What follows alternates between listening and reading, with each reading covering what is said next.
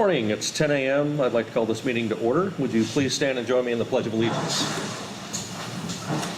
Pledge allegiance to the flag of the United States of America and to the republic for which it stands, one nation, under God, indivisible, with liberty and justice for all.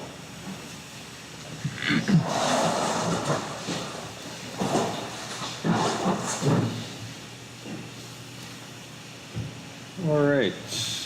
First item we have is adoption of the agenda. Do we have a motion? So moved. And a second? Second. All in favor? Aye. I'll restate the agenda items at this time. We'll have public input on non-agenda items. We have the consent agenda with 2 items, minutes and checks. Chief's report. Under unfinished business, we have a progress on Station 31 project and an update on the Beach District and on a merger study. On new business, we have an item, consideration for purchase of a stock fire engine. Second item is a resolution for the merger study. And the last item under the new business is purchase of property at 1101 Shrimp Boat Lane. And that's for our intended headquarters training and fueling area. Fire chief remarks, attorney's report, commissioner remarks, and we will adjourn after that. And also continue on for the rest of the day. We have our retreat today, so please don't forget that. Any changes to the agenda as stated? None. None. Thank you. At this time, we'll take public input on non-agenda items. Seeing none, we'll move to the consent agenda. Approval of minutes from December 13th and checks 48,522 through 48,563. We've all had a chance to look. Do we have a motion to approve the consent items? So moved. Second. All in favor? Aye. Chief's report. Thank you, sir. So, Chair, committee members, and the public, Happy New Year. So, we closed out 2023 with a pretty spectacular fireworks show. The folks that produced it took a moment to recognize the 21 folks who lost their life during Hurricane Ian by setting off 21 single white flares, and then they took a pause before they got into the show. So it was nice to see that part of it. The show, 17 minutes long, is what I understand is one of the longest, or the longest in Beach's history. Heck of a show. But a lot of people down there. It seemed like everybody was having a good time. We had our folks on scene just in case anything happened, and I'm pleased to say that we had no calls for service. It was a fairly quiet event. Everybody had a good time. So this month, the town held a Q&A session with the condo board associations across the island. They generously invited us to attend with them and hear from the various concerns from different associations, and also to provide information on behalf of the district about the ways that we're contributing to the community's recovery. We received some valuable feedback on ways for us to improve our service, but I am very proud to report that there was repeated recognition for the way in which our life safety folks are meeting their needs. They specifically called out Christina and Jennifer for their responsiveness on plans and review, and as always, Bill and Chris out in the community, just helping get things done however they can. In finance, we're pleased to welcome our third life safety specialist. He's our replacement for Ben. Ben moved back to North Carolina. Michael Kalias comes to us with more than 6 years of experience installing, maintaining, and repairing fire alarm systems. So he's got that public side experience, or that private side experience, and and reading plans, and now he's on our side and going to learn inspections and then move into plan review down the road. So we're glad to have him on board. Our auditors completed their on-site testing before the Christmas holiday. We look forward to reviewing their draft audit and plan to invite Jeff Brown, our CTA, to share his findings probably at the February board meeting. And the district continues to work through various FEMA projects. We're very hopeful that we may close many of our projects by midsummer this year. So that's a good chapter to move through. On operations, I did it a little bit different. Normally during the day meetings, we don't do a chief's report, but there were some highlights that I wanted to bring out. So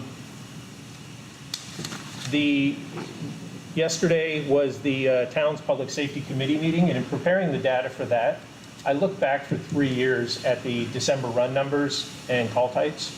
And it was interesting, we knew before the storm, you always heard us say that the distribution of calls is about 80% medical, about 20% fire and alarms. For the 2 Decembers that we now have data for after the storm, we're seeing a distribution of about 50-50 between medical calls and then fire-related, fire alarms, elevators, electrical hazards, things of that nature. So we expected our call types would change, and the data is showing it. And the other interesting thing that I thought the data showed was that we were averaging about 300 calls a month for the month of December. And for the last 2 years, we've been running about 130 to 140. So we're seeing from last December till this December, we're not seeing an increase in call volumes just yet. We know they'll come. We're starting to see more people, but it just gives a little bit of reassurance that that 2-year timeline we have for getting the station up and running, that we're not seeing a rapid escalation in calls. So we're still handling our call volume with the units and the stations we have in service.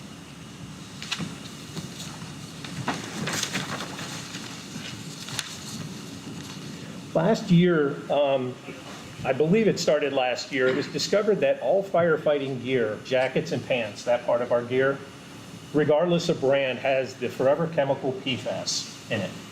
I'm sure you've heard of it on the news about it being in different products.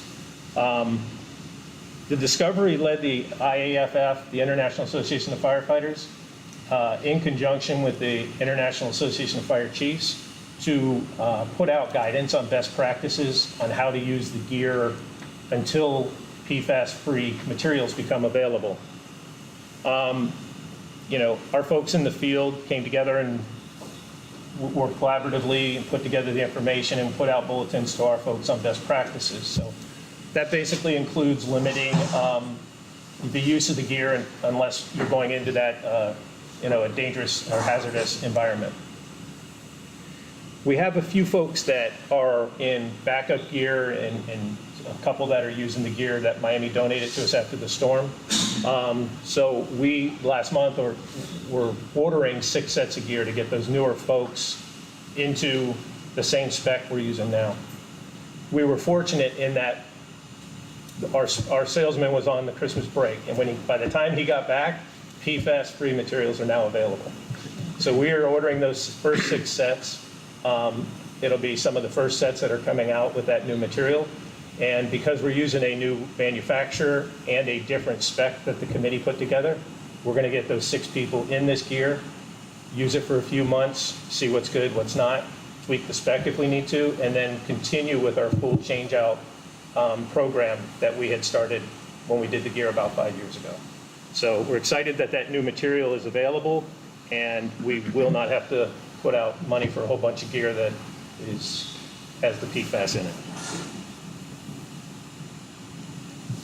So during the hurricane, we lost some of our air packs due to flooding. Some of them were on the engine and the ambulance, some were in Station 31. These air packs are sealed, and in a life and death situation can even work underwater for a short period of time in shallow waters. If that happens, they have to be taken out of service, serviced, and recertified. But I say that because they're sealed fairly well. Anyway, some of the packs at Station 31 were lost, and some of them we were able to put with the manufacturer to service and recertify. Ultimately, at the end of the day, when we bought the packs back in 2014, we started with a quantity of 27. We're left today with 17 working air packs. We're starting to see more repairs in them. So in the coming months, we're going to pick up a few air packs to get our quantity up to about 20. We need 12 to operate day-to-day on our frontline units, up to 12. And with a few that we're seeing 1 or 2 out at a time for repairs, we're going to go ahead and pick up these extra ones and build up our numbers a bit. We do have it in the schedule for replacement a few years from now, and we may talk about moving that schedule up. But for now, we're going to put bring our quantity up to about 20 on those air packs.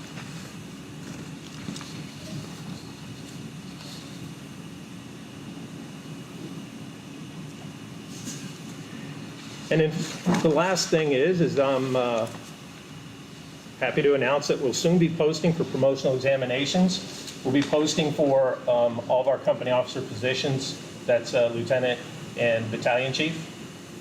We have one vacancy in battalion chief, and then with that promotion, we're only advertising internally. And so with that promotion, we will have one vacancy, a company officer right now.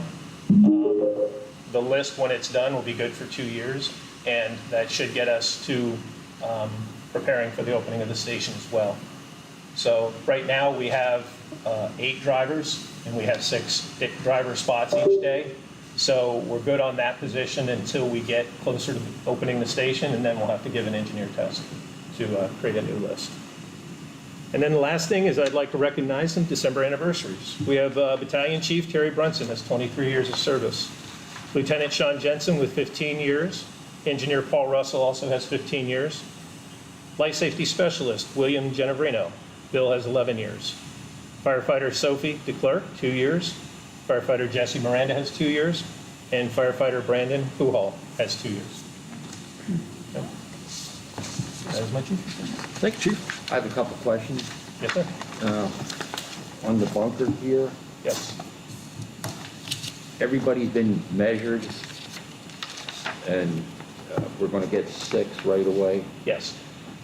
I'd like to see that increase to 10, Okay. just so we have more people using it, you know, looking at it. You told me that now when we're going on fire alarms, they don't put on their gear until they get there because of the material. PFAS. That's correct. Well,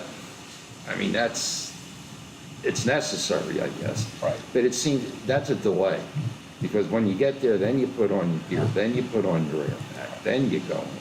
Whereas it's my experience that you put everything on the way. So when you get off the engine, all you got to do is grab your tools or your hose or whatever it is.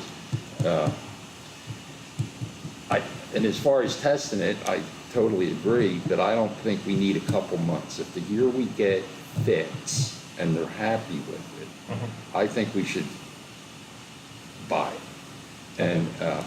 And for people like the first 6, they're using gear that's not theirs. So will they have a second set of turnout gear? So- When we first order, Right. you know, all the old stuff will be their backup gear, but that's the stuff we don't want to wear.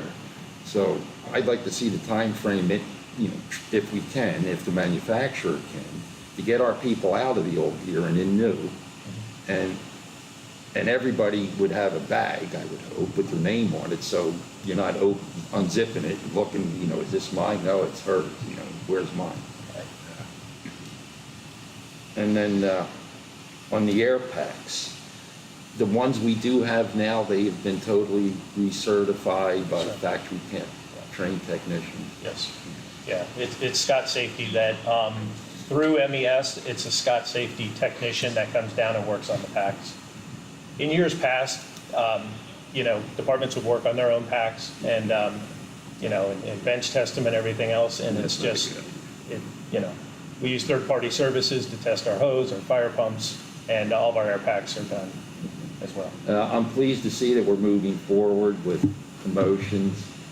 I mean, you all know you're all short-staffed. I think you all need help. I would like us to move forward, because not only did the storm wash away all of the structures and lives, it also washed away our plans, our replacement plans. You know, we didn't plan on buying a new fire engine for a while. I would like to have staff consider hiring an HR director, so we can start to move forward. And I think something will be very beneficial would be to have a 40-hour training chief, because the crews want to go out and train, but they're all doing it on their own. So you have 6 crews doing their way. Whereas if we could have one dedicated person, which we were looking at staffing before the storm, I think it'd be helpful for moving forward and using the gear, using their air packs. It's best that if these old packs are going to fail, I'd rather it be failing when they're trained, not when they're 100 feet in some structure and it goes out, because you can only hold your breath for so long. Now, I know we had the buddy breathing and all that, but, a failure of an air pack is bad. That's all, thank you. I'd like to add to that if I could. I'm personally for the evaluation period on the bunker gear. If 10 sets makes more sense, then that probably exposes us to more time with a few additional sets. And I think a few months is necessary. With the volume of calls and the way our shifts work, I don't see how we can do an evaluation in a few weeks between time off and training and all the other things. And it's a huge investment. We want the best gear we can afford to give our firefighters to keep them as safe as possible, and that's what this PFAS issue created, was the entire cancer issue, which is now, under most of the coverages with the state. I think it's our due diligence to really look at closely, is this the gear that makes our folks happy and protects them as highest levels we could possibly offer? On the air packs, if they're certified and usable, what's the failure rate, I guess, on air packs in general? But yeah, that's what I was going to say. I mean, the air packs are coming out of service on daily checks for different reasons. So they get checked every single morning. We have had no failures in the field on calls. And is a failure typically a no air supply or a full air supply unregulated? It's typically not an air supply or pressure. It's usually something in the electronics. It's a bad seal. You'll turn it on. You'll hear it leaking. So, but we have 1 hour bottles. They have 5,500 pounds of air in them. They have a lot of volume. So we're typically not seeing the packs that won't flow air. Okay. It's the personal alarms on them. It's different electronic issues and things of that nature that we're seeing more of. The regulators disconnect. They're on a quick connect. Mm-hmm. So the regulators are readily available if one needs to be traded out. Okay. And then I have... If I felt like we had any unsafe air packs on the shelf, they would be on the shelf. Yeah, I have no doubt. And the last question on our turnout gear practice on response to alarms, if they get an alarm with smoke or flame showing, They're dressing. do they bunker up at the station and go, correct? Yeah, so that's one of the things. So a lot of conversations happened with the folks on the floor and the DVPs and ourselves as we evaluated the safety bulletins and how far do you go with the call types. And we really wanted to give as much discretion as possible. But one of the conversations about do we dress on fire alarms or not, most fire alarms, when all you get is the fire alarm, typically you're not getting people a fully involved fire when you show up. A fire alarm with the fire typically will be smoke alarms, water flow, and a water flow is getting multiple units, whereas smoke alarm's only getting one truck anyway. Because of the refinement of the way the dispatch center works, calls will come in and it'll be a fire alarm, but it can be many different types of fire alarms. And if there's typically smoke or fire showing and you have any life hazard, it's followed up by a bunch of phone calls. So, and anything in the notes, anything beyond that, any kind of smoke or flame is going to trigger it to a structure fire, we're addressing. And So, I assume it's the same way if it's an auto accident, rollover with injuries, then Yes. they're Yeah. gearing up. we usually get pretty good details by the time we're in the truck and rolling and looking at the screen. A minor accident, you're not going to have very many follow-up notes. A rollover is going to be announced. It's going to be in the notes and highlighted. So the high acuity vehicle accidents, we're usually getting indicators to some degree of that before we arrive on the scene. Great, thank you. On the gear, just a little bit on how the gear is put together. The gear has 3 layers in it. It's got the outer shell, it's got the inner liner, and then it has a vapor barrier in the middle. The only thing I would caution in jumping to 10 sets is when, in those 3 layers, the different materials will work together to accomplish like 2 main goals. One is how much heat the gear will shed from the body, and the other is how much radiant protection it will give from the outside environment. Those materials are layered together to make different specifications. We only have one, as far as I know, one material that's PFAS free. So our gear, these 6 sets, will be modified, the vapor barrier, and it does change those, the THC and the TCL levels, I think, slightly lower than the spec we had built. I assume other manufacturers are going to get their products out, and we may be able to get closer to our original spec 2 months later. You know, well, it'll be 4 months later because there's about a 8 to 12 week lead time in making the gear, And what's the cost per set average? about 4,000. Okay. So I can do 10 sets, but if we have the ability to tweak the spec back to what the committee wanted in the follow-up sets, I would caution about going too far into the total count. Can you remind me who makes up our committees for? Sure. Lieutenant Hartman leads the committee, and he's got some other folks on it. I can't remember who all sat on it, but Lieutenant Hartman and Chief Grove were the ones who were really leading the charge on it. And the line folks are involved in their. It is the yeah, line yeah, folks. Okay. Yeah, so Great. we work with them to the extent that we get the vendors involved, and then, you know, we plead with Jane for money. So that's about the extent that we're involved with the committee, but they're evaluating the gear, they're getting the demo sets and using them at training fires. And this is emerging technology, like it's literally new to the market Yes. worldwide, not just Florida. No, yeah, nationwide, Yeah. worldwide. Yeah. All right. Did the Thank you. committee have a recommendation for the number of sets we purchase now? I don't know if Chief Army talked to the committee about the number, but we looked at the folks that we didn't have in our globe spec. And I believe that count was 6. So we have a couple that are using some gear that Miami donated to us after the storm, all certified and still within their 10-year lifespan, but not our globe spec that we bought about 5 years ago, if you remember, when we did the wholesale purchase. Is Globe the new vendor? No, it's a different vendor. It's Firedex is the preferred vendor. And the spec was slightly different in the technical standards of the layering of the materials, but pretty similar in the heat resistance and the heat shedding capabilities. So all the manufacturers use the similar materials. It's how they put it together, how they stitch it, how they apply the Velcro, service, and stuff like that. So the Firedex was the preferred cut and feel and preferred vendor. So it is a change of vendor as well. I do have one additional question, Chief.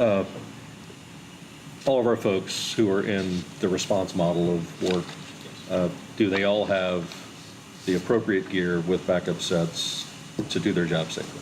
Our backup sets are shared. So if you remember when we did this purchase 5 years ago, everybody was going to be in a new set. And then we had probably about 2/3 of the frontline sets were good to keep and use as backup. Okay. So we didn't have a wholesale backup set for everybody. This purchase was supposed to be a year ago, and was delayed obviously because of the storm. So this was to be the backup set where everybody had a primary and a backup. So no, they share backup sets as they have a fire and while they watch theirs and get it back in service. You anticipate within a year we'll have everybody completely outfitted with full sets and backups? Or would it be a little longer? Yes, now the backup sets will, so for example, the backup set for these new folks wouldn't be Globe gear.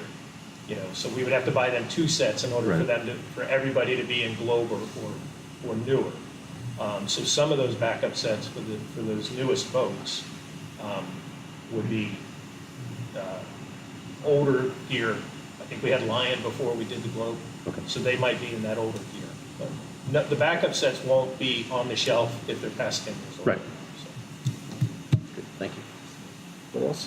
I feel the same way. You got to give them enough time to rotate them through some calls, because we just don't have a ton of volume Yep. of calls. But I'd like them to at least see a fire in them or something like that, to give it enough time to really make sure that's what they like. And then what if in a month or two something else comes out and it's actually even nicer? I want to get the best stuff that we possibly can, but when you're the first horse out of the gate, you don't even know if that's going to be the best item. So I want to give it a little bit of time and let them try it. I don't have a preference whether it's 6 or 10, whatever you think, but let's make sure it's the right thing for them. There's a burn building in the county, correct? Yes. Now, if we waited for a structure fire on the island, we may be waiting. Right. Yeah, I think I Chief think they need, Yeah. when the gear comes in, and, it's gonna take a lot of coordination, but. Can we get them in that burn building? Get them That's a in good there idea. and heat it up and see what See happens. what they think. That is, that's part of the plan. Chief Armiger is already talking with Benita, and they're willing to help set up a special day.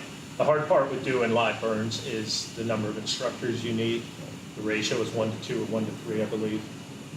So it takes a lot of instructors to make it happen, but I don't know if it'll hit on one of our quarterly co-ops that will be a live burn. If it doesn't, our intent is to get them some heat before, we say yes or no. Okay, good. Awesome. Anybody else? This whole issue is all about employee safety. There isn't anything more important, really. So, I know there could be differences of opinion as to what's the best course of action to accomplish that. And, my career was a law enforcement career, so I'm not in a position to provide the kind of insight that possibly Commissioners Fleming can. But I know one thing, as a law enforcement officer, it was really important to me that I had the best equipment and that I felt like the agency was doing everything it could to protect my safety to the degree that it could. So I'm presuming, based on the conversations so far, that you're communicating with your troops about this, because I don't want one of them to think that this agency is not doing everything it can to provide for their safety. So I would encourage you to have those conversations, if you haven't already, to make sure that the plan that you're laying out, whether it's 6, whether it's 10, whether it's this item or that item, how we're going to use those when they get them in here to determine whether or not they're going to meet our standards, whether or not we're seeing something better coming down the road, that we're a little hesitant to just buy in on the first item that pops up. To do everything we can to assure our employees that we're doing everything possible to protect them. The gear that we're in, the community funds our safety gear appropriately. And by that, I've seen different specs over the years. I've worked on specs when budgets were tight, and there are differences. We are in, if you laid out all the materials and said, this is the baseline set and it doesn't get any better than this, we're real close to it doesn't get any better than this. The community funds high-quality gear, and people are safe. Commissioner Fleming can tell you sometimes a lot of the conversations now are about, is the gear too thermally insulating? Because the fail point is your face mask. So when we used to do this and we didn't have hoods, our indicator was when our ears were burning. And now it's a good problem to have, but it's a different problem because you can find yourself in an environment that you shouldn't be leaving. And you're insulated from those factors, and you have to be aware in different ways of what you're involved in. So You can step into someplace you shouldn't be and you don't know it until it's maybe too late, because something's going to fail catastrophically. that's right. You start seeing your mask lens change, and when that fails in that first breath, then you're done. Right. So it's a good problem to have, but it's a different type of problem. Okay. But our people are well insulated. Great. Larry, anything? Just the cost differential between 6 and 10 is negligible. make the We best we have the decision. funds for all I know. 40 cents. I know, so- So it's just a matter of making sure the spec is Get dialed in. the right equipment, right. Yes, sir. I agree. Sure.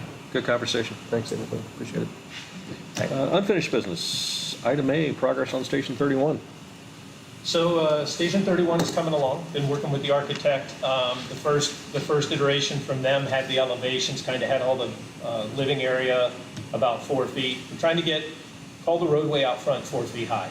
We're trying to get the garages to 8 feet high, and they were working on a 12-foot elevation for the living area.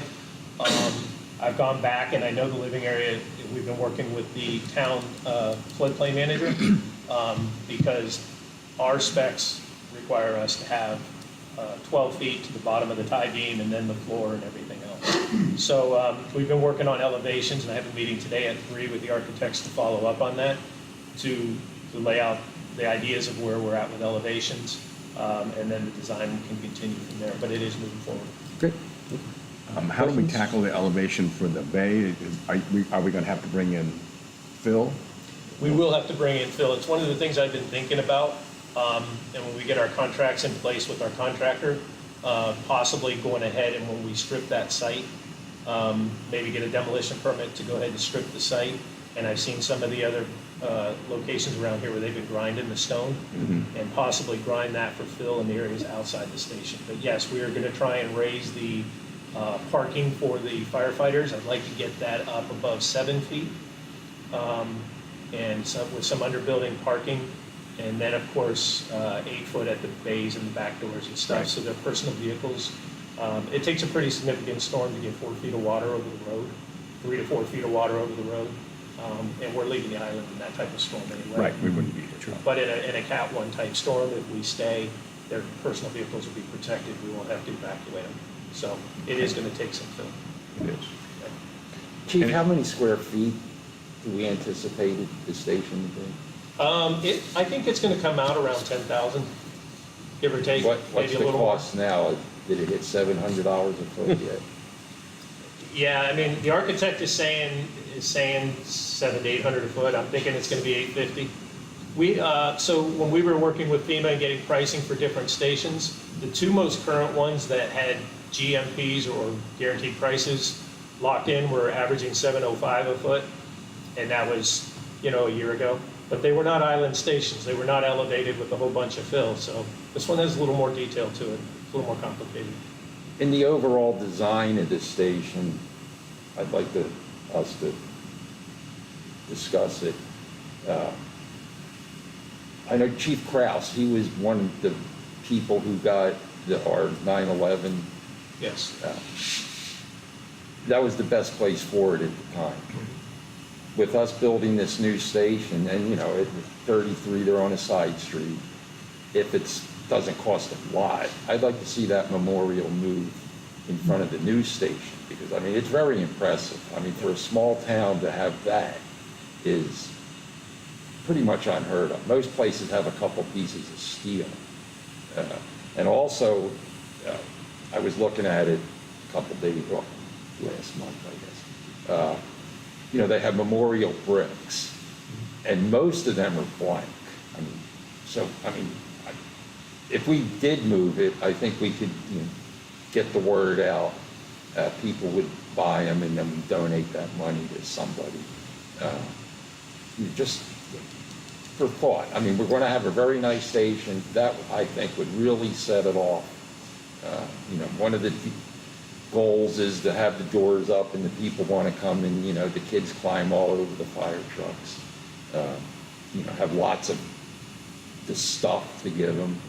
But to have that memorial there, I think would really be nice. And maybe somehow incorporate the names of the people who lost their lives, like a plaque for them over here. That was on the list when we were doing the big 30,000 foot complex. And it might be easily doable, especially as we're dealing with the elevations and going from 4 feet above the road. There, out by the apparatus bay, there might be an opportunity to put a wall in. And, as we know, anything that'll protect the building from stuff floating by helps. That's true. Yes. So, Most of it's not for gone. that reason specifically, but it may be very doable. Okay, thank you. Good idea. That, the elevation change from the bay to the street is not going to create, are we going to be able to be back far enough that it won't create a problem for apparatus in and out? Yes. So splitting the lot in half gives us about 250 feet of depth.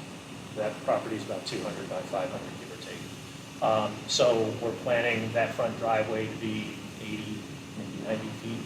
It should be very, That'd be very Very gradual. Yes, very gradual. Okay, it'll probably feel similar to Station 3. great. As long as it's not like the old 31. No, it won't be that steep. Straight up and It down. won't be that steep. Good. Thanks, Chief. Thank you. Next item we have is update on the Beach District and Iona McGregor study. Yes, sir. Not a whole lot on this. Mr. Salzman and staff are working together, and we're getting a RFQ draft drawn up. It's the first step, and then we will get that together, work through it. I'm sure Iona's attorney is good with it, and get it ready for publication. And that RFQ is going to be a shared cost between the two districts? It correct? is. Is that Shared an equal cost. split? Yes. Okay. It's to do the study. Great. All right, so I guess we're on the new business. Item A, consideration for purchase of a stock fire engine. So, the reason for a stock fire engine, in the months past, we've been talking about the committee and how they've been working on a spec for a fire truck. And a few things that have come up in the committee's work is they've decided they'd like to try a top mount pump, which basically means instead of the operator standing on the side of the truck, all the controls are on a crosswalk behind the cab of the truck. I grew up on them. They are beneficial and for the operator to see the whole scene. Often that operator is a second set of eyes for safety. So the committee is working on that spec. The downside with a truck like that is it does increase the wheelbase, which decreases maneuverability. So, work with manufacturers and try and get the shortest truck you can, the most maneuverable truck, to do all the things you want it to do. The other thing when it started with the committee for this is we had discussions about the height of the new buildings being built. So a month or two ago, one of the trainings that was assigned was for the folks to go out, find these new buildings being built, houses and stuff, talk with the supers and get permission to put ladders up. Our current ladder and the typical ladder complement on fire engines is 24-foot extension ladder and a 14-foot straight ladder. We call it a roof ladder because it's got hooks on one end, so it can hook over the ridge. What we found, and what we suspected could be the problem is these higher houses, 24-foot, doesn't make it to the third floor railing or typical window sill. But a 28-foot does, and a 16-foot does help us get to that first balcony level and maybe even the windows on older houses. So we set out to design a truck that fit those specs. And what we found in talking with the manufacturers is that most of them are running anywhere from 38 to 42 months for a custom truck to come off the production line. That doesn't fit with our timeline. So that caused a change in thought processes. Do we pick up a program truck or a stock truck? Which is the way we acquired the current reserve truck years ago.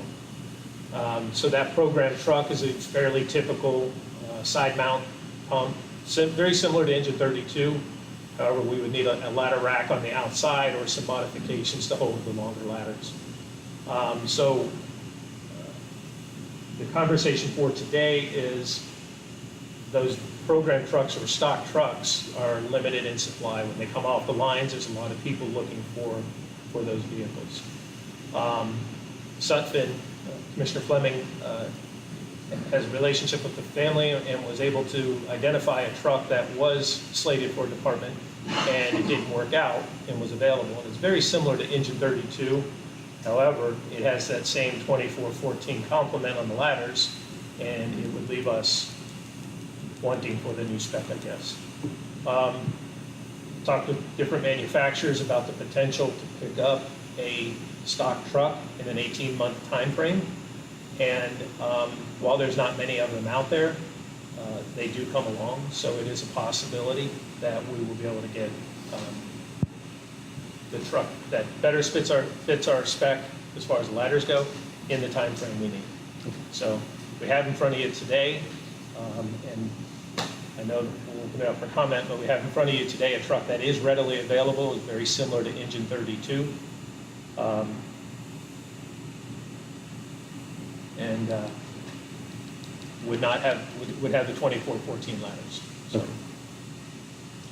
Also, if you're interested, we do have the local dealer, Dave Stonage is the local Sutphen dealer that has that truck. So if you have any specific questions for that truck or the possibility of other program or stock trucks, he can help us out. Do we have a price on the Sutphen that's? I believe it's right around 900,000. Now, we haven't talked with Dave about, I believe it's white over red, so. It's all red, so it would need some paint. And then like any other truck, it would need mounting equipment and stuff, but that's typical for any truck.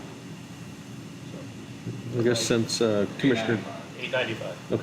Since Commissioner Fleming brought this to the agenda, we'll let him open. Other than the ladders, what is this engine missing? The committee was, Top. yeah, It's so. not very top. Right, it's not a top mount. The committee, some of the other specs that the committee was working towards was, there's a push in the industry to run all your hoses off the back of the truck, which means the hoses that come off of both sides, everything moves to the back. And then in order to do that, you typically design the truck with a different shaped tank so you can lower the hose bed. So this truck would have the higher hose bed like Engine 32 has. So either if we did this truck, either this truck or Engine 32 would ultimately become our reserve. But those are some of the other specifications that it would meet. I mean, Dave could answer this specifically. I don't believe that any stock truck is going to have a 28-foot ladder because nobody carries them. I mean, the industry standard, as far as I know, is the 24 and 14. Now, and I disagree with you have to have a 28. You put up to 24 and if you're short, well then another firefighter. Once that ladder's up, the firefighter goes back to the engine. They get the one with the hooks. He climbs up the ladder and he puts it where it needs to go. Now, it's a little tricky, and the people on that first-story balcony will be frightened of that. But if it's hot up there, they're coming over the rail and they're going to grab a hold of that ladder, and there'll be a firefighter up there to help. So, and plus this engine has 30% more water than anything we currently have. I believe 750 is on 32. This one has 1,000. And for safety, that'll give you a couple more minutes. Which, I mean, 1,000 gallons is a lot. I mean, when I first started, we had 150. And that was like a minute. And we were mandated to use the small nozzle so the next crew gets the big nozzle. Well, there was nobody who did that. Like, if I'm going in there, I want the big one. And that was about half of them. I'll say that an engine in the station is better than 2 engines, maybe down the road. I think this engine is not perfect. We want a top mount, well, that's 3.5 years out. I think this would just be a good buy for us.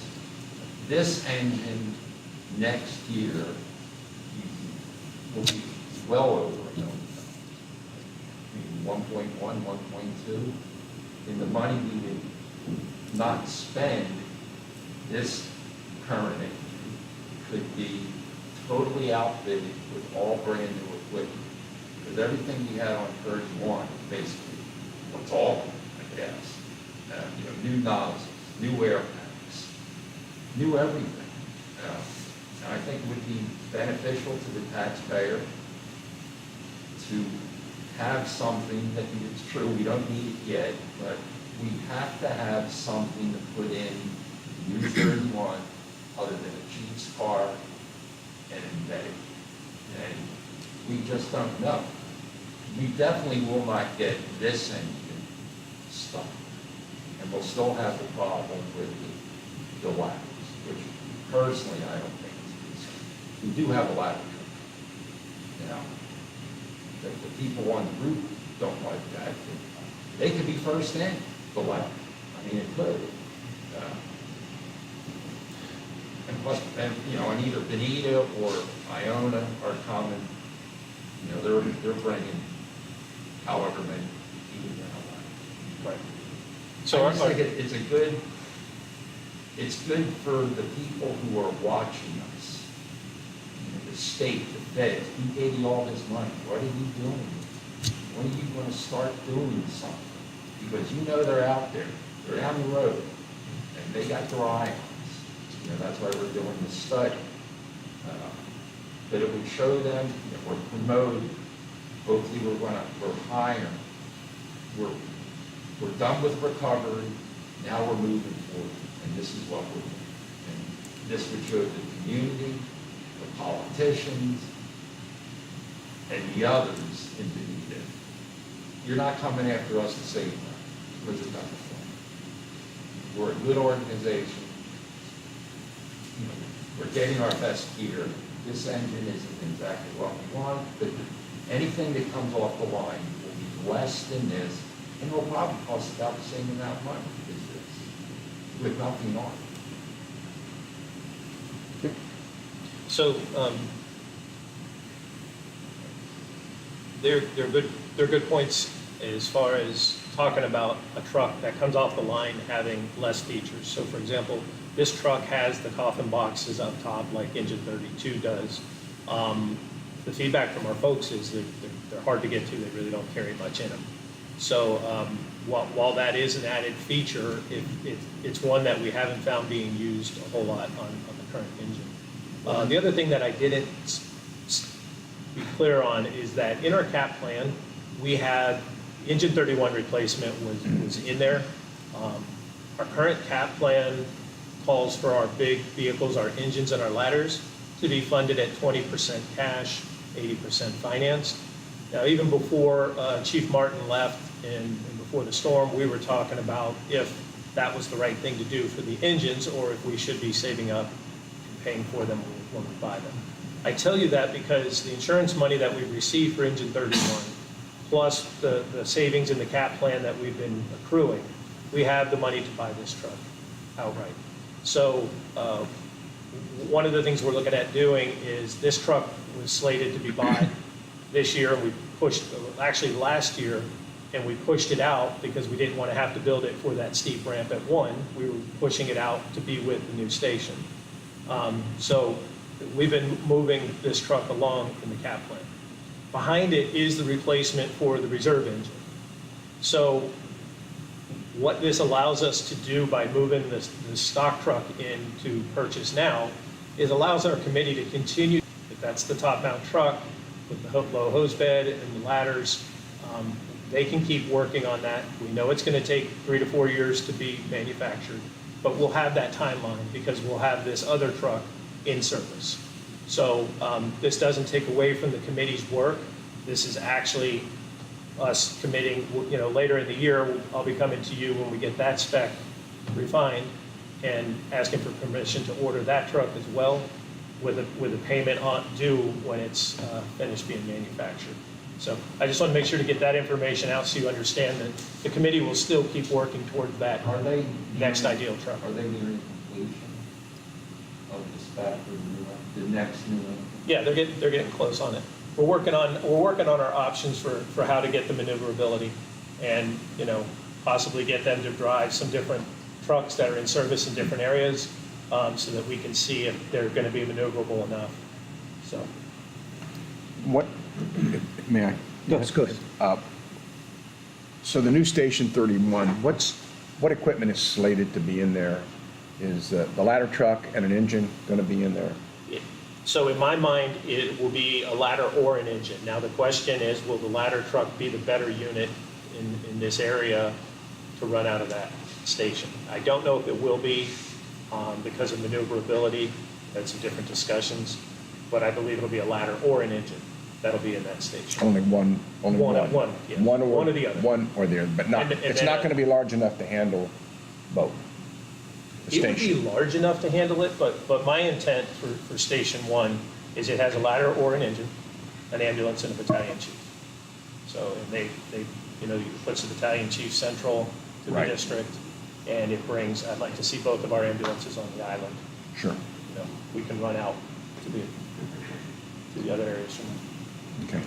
So this engine then, how is it going to be utilized between the time that we start building the new station and it's finished?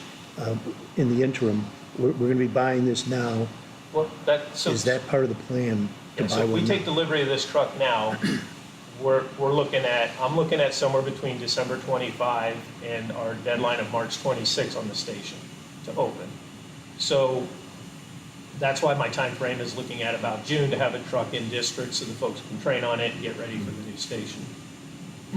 Any truck we buy now pushes a truck outside. So engine 39, our current reserve would have to be parked outside somewhere. Can we shelter it, some kind of a But temp this- shelter? Yeah, But this truck is, to answer your question, would be, it could be put in service and engine 32 could be parked so that we could use it, get used to it. We could rotate the two out to balance out mileage and stuff like that. But either that truck or engine 32 would be in service. Excuse me. Isn't there room behind the Lee County ambulance for an engine? I mean, 'cause that's where the Jacksonville ambulance was. There may be. I know it'll be very tight there if it fits, but that is one of my concerns about, putting another piece of apparatus in the fleet right now. Jackie? Just listening because I'm concerned about leaving one outdoors. I'm wondering about the time value of money. Is it better to spend it now and have it on hand? Or is it better to take the money and let it earn the higher rate of interest right now?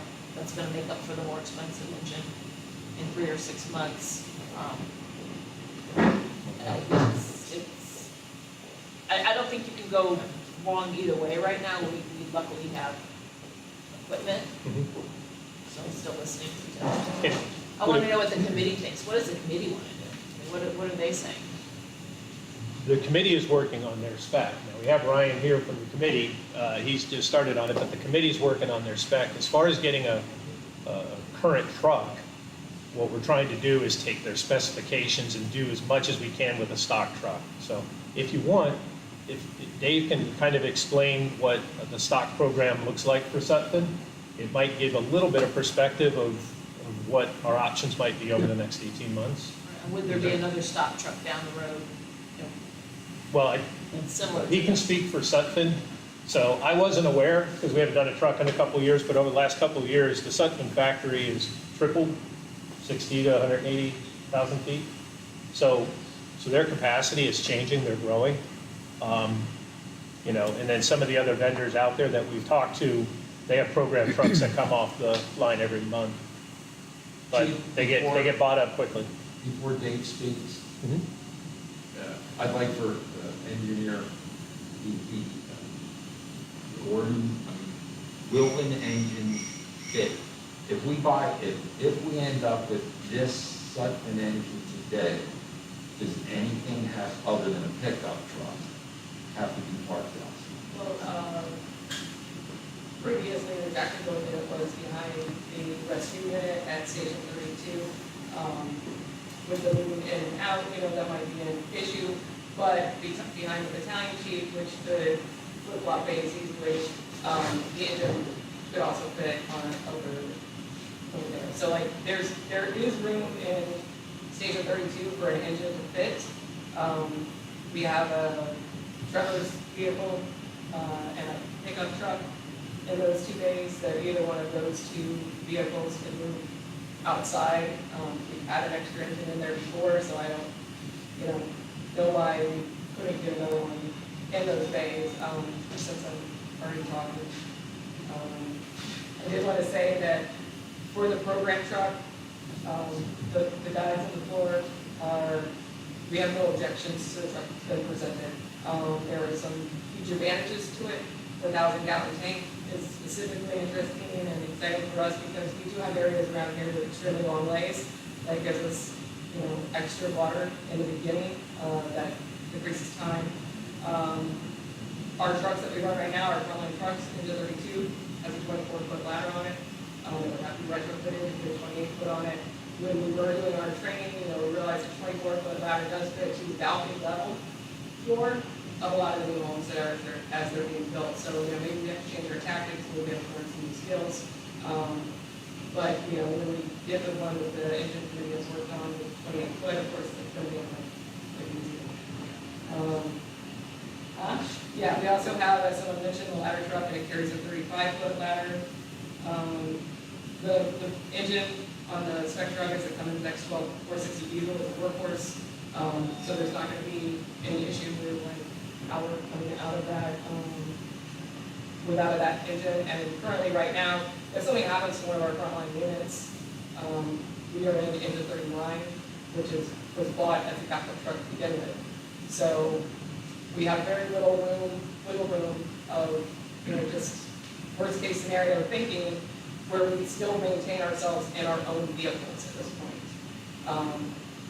We pull out a station, with some wood, knock on wood, somebody T-bones us, we're in our backup truck and we have nothing to go into. So any unit that we can get is an improvement over our current situation.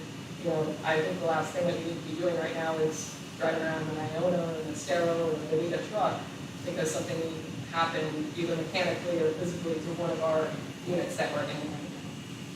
So, and as far as the spec goes, from the engine committee guys, I believe the Pierce spec is done and they're swinging on a couple more bids. They've submitted it, it's listed, and they've submitted it at this point. So, correct? Yeah. So they're pretty much, I would say 98% completed for the engine committee spec on the new, the engine that's going to take up to 4 years. Thank you. Can I make a comment? I'm trying to picture not having ever seen the two ladders, a 24 and a 14, and you're hooking. That sounds like a nightmare to me. Is that safe? You go up one ladder and then you carry another one and go from one to the next? Pardon? You can do to get to the first right window. Okay. With more than a top your side of it, do from the outside, or above you, climb up. No, that is a safe. So really, it's kind of like would be used almost like a last ditch effort. Oh, maybe I just gave our complement of ladders includes a 24-foot extension ladder and a 14-foot ladder, not that we marry them together and use them Yeah, in no. it sounded like that to me, and I thought, That's what Commissioner Fleming was insinuating. Yeah, with his You comment. can go the rest of the way with the 14-foot. okay, So we don't really. okay, that's good. And can I clarify, so this particular spec truck that we're looking at would be acceptable and would be something that the group feels like would be useful in the short term until the new truck comes in down the road? I've not heard any objections. The specs have been, and the stations for a few, probably like a week or so now, everyone's looked over them. Of course, there are some things, like anything that you buy that you didn't build yourself, that, aren't exactly what we, would want, but they're not deal breakers in the terms of what you might need, like, there's that difference between need and want, and we're gonna get what we want with the spec build that's gonna take 4 years, and we're gonna get what we need with the program truck, which is a good, a safe, a functioning, workhorse of an engine that we can represent in the community with, so. And then the truck that we have that's, this for you, Chief, the one that they're currently using, that would then become the backup truck? Or you would interchange this new one and the other one that you're currently using? We could do it a number of ways. It could be delivered and parked until the station opens. I mean, we would train on it, obviously, to get ready for the station. We could train on it early, put it in service, park the other frontline truck, put some miles on the new one, you know, and it will, And then when we get the new truck that they're building, then the truck that we currently have would be sold off or whatever? 39 would 39 would go away. go away. The current 39 is a 2004 truck, Okay. and it'll go away once the second new engine shows up. Maybe. Yes. Okay. What I think we don't want to do is buy a throwaway here, buy this one now, and then a year or so from now, oh, well, it's not, the ladders aren't long enough, it's an interior ladders, and, you know, that, we can't afford that. Well, So is this valid? what it's going to do is the limitations of the current engine with the 24-foot ladders, with the new buildings that we're building, they're right, any third floor window or balcony will have to wait for a ladder truck to arrive. So, versus if a different spec truck has the exterior ladder rack, then it'll hold 24s or the 28s, the 28 foot. We're doing that now, anyway. The current one will not hold a 28. Now, the one that's here for consideration today will not take the 28. The interior of the truck, because the ladders are inside like they are on our current engine, and modifications can't be done to that current truck for the building. But that's the situation we're dealing with now anyway, right? I mean, we don't, It is, we but have to you're- wait for the other truck to come with a bigger ladder anyway. Right, but then you're putting another new truck in the fleet that'll be in there for 15 years with the wrong ladders. Wrong ladders, yeah. That's why I say a throwaway, I'm rushing to buy this, and then, It's not a throwaway, it's what we purchased in the past, but because of the storm, now we're looking at these ladders. I understand, And but it would be I think backup. the water far outweighs a ladder that's ordered. I mean, the crews can train and overcome that. But if you can't get the hose up to the balcony, the extra water's not gonna do you any good. Maybe. Oh, It's not maybe, not, that's- front door may not be, accessible. It's, Well, there's always scenarios. I have a couple of concerns. What's our timeline with engine 32 currently on its expected rest of life before it goes to reserve? 33, I believe. Probably going to reserve in 29-ish. Okay. That was at 17? So it has a lot of life left in it. Yes. So we're not seeing it falling apart next year or becoming a maintenance hurdle that we can't overcome. Yeah, it's a good question, because we had a time where we had trucks breaking down all the time. I mean, it was crazy. This plan actually accelerates the next truck a little bit. Probably not with the amount of time it takes to build it. And But then, we're definitely on schedule with our cap plan as it's. I want to stay mindful that we're not going to, especially with everything that's happened now, fall behind, so that we do have trucks down the way that are breaking down engine-wise and other things on them. That's something that I just remember acutely from before. So. and program trucks do become available occasionally, Some depending on vendors manufacturing monthly. frequency. Some vendors monthly, it depends on how big the vendor is and how many they're building. So there's There no, was a time a year or two ago where it was all, I mean, with supply chain and everything, I don't know if they would build any demos.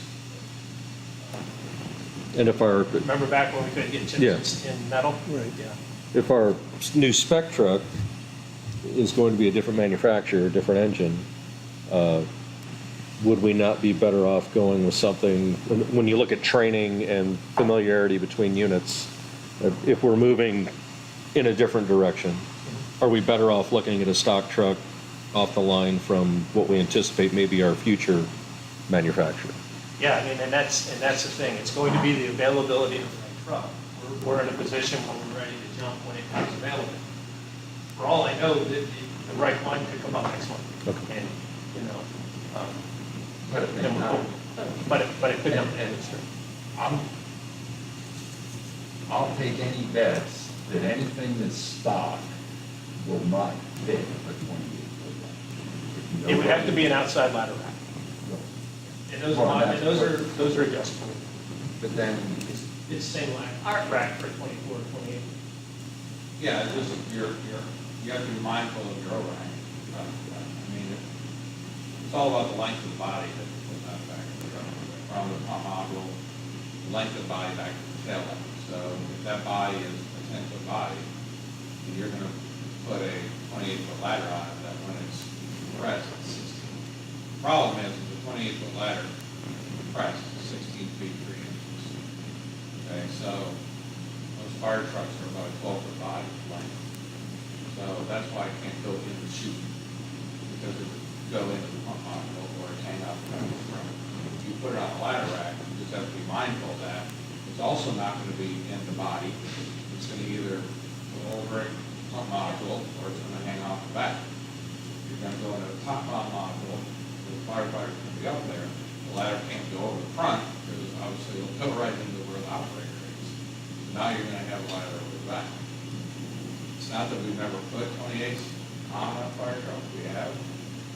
But the complement on a pumper is 24, 14, 10. Complement on a twin is 35, 24, 16, 14 to 10, 85 foot ground ladders, and then a complement on your big ladder truck is 133 feet. Your ISO or NFPA tells you have to have X number of feet for the ground ladder. How you configure that is up to the fire department. But traditionally, Commissioner's correct, 24, 14, 10 is fine. To give you a little bit of scope about what's happening in our industry is, I've been in this 35 years, and obviously I've been down here selling trucks since 2002. I sold you that 2004, but by the way, it was supposed to be a reserve truck. That didn't stay in a reserve very long, it became frontline a couple of years later. But I would never, after 35 years of being in this business, I would never have thought that, A, I would tell you that it would take us 42 months to build your truck. I couldn't even imagine that. And B, I to tell you that trucks have went up in price over the last little over 2 years, went up almost 50%. It's another thing that I can't get my arms around. And they're not stopping. We're seeing price increases every 90 days. There's a price increase. So even if you can put money away at 5 or 6% annually, you're not keeping up with the trucks going up. You're not even close. To throw fuel on the fire, 2026, EPA is making us change the engine packages in all the trucks, and that's about $100,000 price increase just for that engine package. As all manufacturers, we don't even have the engine package that we're going to be required to put in the truck. So we haven't even put this engine in to see if we're going to have to change our cabs. All the depth or diesel exhaust fluid and all of the after treatment that goes on the truck. We don't know what that's going to look like yet. We do know that Cummins has told us that you're going to have 2 alternators now in your truck. One for your 12-volt system and one just for the after treatment. It's going to be run on 48 volts. We know that's going to happen because Cummins already told us that. So because we're 42 months out, we're past that January 26th issue. So that means that the trucks we're pricing today, they're actually, if you look at most contracts that you're going to receive, the manufacturers are not going to give you a solid price. And I know you're not going to like that, but we don't know what this engine package, we're guessing at what this engine package is going to be, and it's just not us, it's every manufacturer. But I've seen, because we represent more than one manufacturer, so I can already tell you that there isn't a manufacturer out there right now that's not putting a clause in the contract that's going to tell you that if the CPA package or NFPA changes, which NFPA just changed January 1st. So thank you NFPA, but they just had another 15,000 of customers. Now they're requiring electronic stability control. You have to have whether the truck passes the total test or not. All this stuff is unknown to the manufacturer, and they can't have a crystal ball that's 3 years from now to tell you what that price is going to be. I don't know if you tried to buy an ambulance lately, but our ambulance side, they won't even think about giving you a price on an ambulance and hold to it. It's not gonna happen. Sutphen did expand, and we do have stock units that Sutphen's gonna build. I can't tell you the time frame that they're gonna come out in. And they're meeting today, actually they're meeting this afternoon on a program truck, and they're gonna offer probably 3 body configurations of that truck. I can't tell you what the 3 bodies is. I brought some drawings of trucks that have been program models in the past. I don't know which one of them are gonna be one of our programs, but I can tell you that any stock truck that you buy, whether it's from us, from a Rev product, a Pierce product, it's going to be a limited option truck. You're not gonna be able to pick, I'm talking about a stock truck, not the one you're working on a spec for, that you're willing to wait 4 years for. I'm talking about a stock truck that's gonna come off the line. Every manufacturer is building a limited option truck because that's where our backlog is. When you start adding all these options to the trucks, we're still having a supply chain issue. No matter what the news or TV is telling you, there is still a supply chain issue. So they're gonna build a low content truck. We might have a truck available July of next year. I can't sit here and tell you that I'm gonna guarantee that there will be one available. It may have a 750 water, it may have 1,000 water, I don't know. This truck just became available 2 weeks. It's coming off the line actually this week. And I can tell you that it won't last but a few days when we put it on the open market. Because demo trucks right now are a hot commodity because a lot of people, if they haven't got to a vendor or they haven't bought a truck in the last 2 years, I can tell you that when I tell them that, well, you're at 42 months, they look at me like, what did you just say? Because they're used to having a fire truck in 14 months. That was our normal turnaround of ordering the engine, ordering the parts in a 14-month turnaround. That's not what we're dealing with. So, if you got any questions, we'll be happy to answer them, but, we would love to, if we could do a stock unit, I'd love to do that too. I can't guarantee you that. What would be the price difference between this engine that we're talking about today and a possible stock engine in July or August? This one has a lot higher content of options in it. It is a really nice option truck because it has 1,000 water, it has a 2,000 gallon pump, it has 3 speedways similar to your engine 32. It's got a lot of nice scene lighting on it, it's got hatch compartments on it, it's got a bigger cab, a 73-inch cab. If I repriced this truck exactly today, it'd be $1 million, or just a little over, because we're dealing with pricing when they did this truck Right. about a year ago. So this exact truck, if I reprice it today, it'd be a little over $1 million. So you're saving about $110,000, $120,000. I can probably decontent a truck down to the same price at $900,000. We just won't have the options on it. Okay. Any other questions? Chief, what's your feeling recommendation? I think from talking to the different vendors, different manufacturers, that we will be able to get a stock truck in the timeframe with the ladder rack that'll let us carry right ladders. So, I heard Commissioner Fleming say that you can put a 24 up and then use a 14 to hook to the railing or whatnot. But if you can't get to a third floor window, most of ours are hurricane glass. If you can't get to it, you're not getting into it. Where older single pane windows, you could throw a roof ladder through the window, break it, and let it hook. I think it's a different animal to try and think that we'll do anything on the third floor with a 24-14 complement. So if we go with that complement of ladders, it's, we live with it for 15 years. So with that, I would recommend that we continue looking for different program trucks, stock trucks that will meet our needs. So what's the most important, I guess it comes down to what are the most important features on the truck? Is it the ladder the most important thing? Is the bigger water tank the most important thing? Is the bigger cab the most important thing? Is the engine So the committee is extending, over engine 32, the committee is extending the cab, but a lot of these program trucks are coming out with a little bit longer cabs anyway. They all have ladders, they all have tanks. A lot of the program trucks that I have seen in the recent past have 750 or 1,000. And actually 1,000 I think is probably more, what I'm seeing may be more common than 750. So, you know, 750 on a urban fire truck with hydrant systems is a good amount of water. The other thing you got to keep in mind is, you know, it's 8,000 pounds of water up high in the air, so it changes the behavior of the truck. Your center of gravity, when you put 250 gallons of water, is 2,000 pounds, 2,000 pounds. And it's that much higher up in the air. And a 1,000-gallon tank will raise up the hose bed where the committee's trying to get a lower hose bed.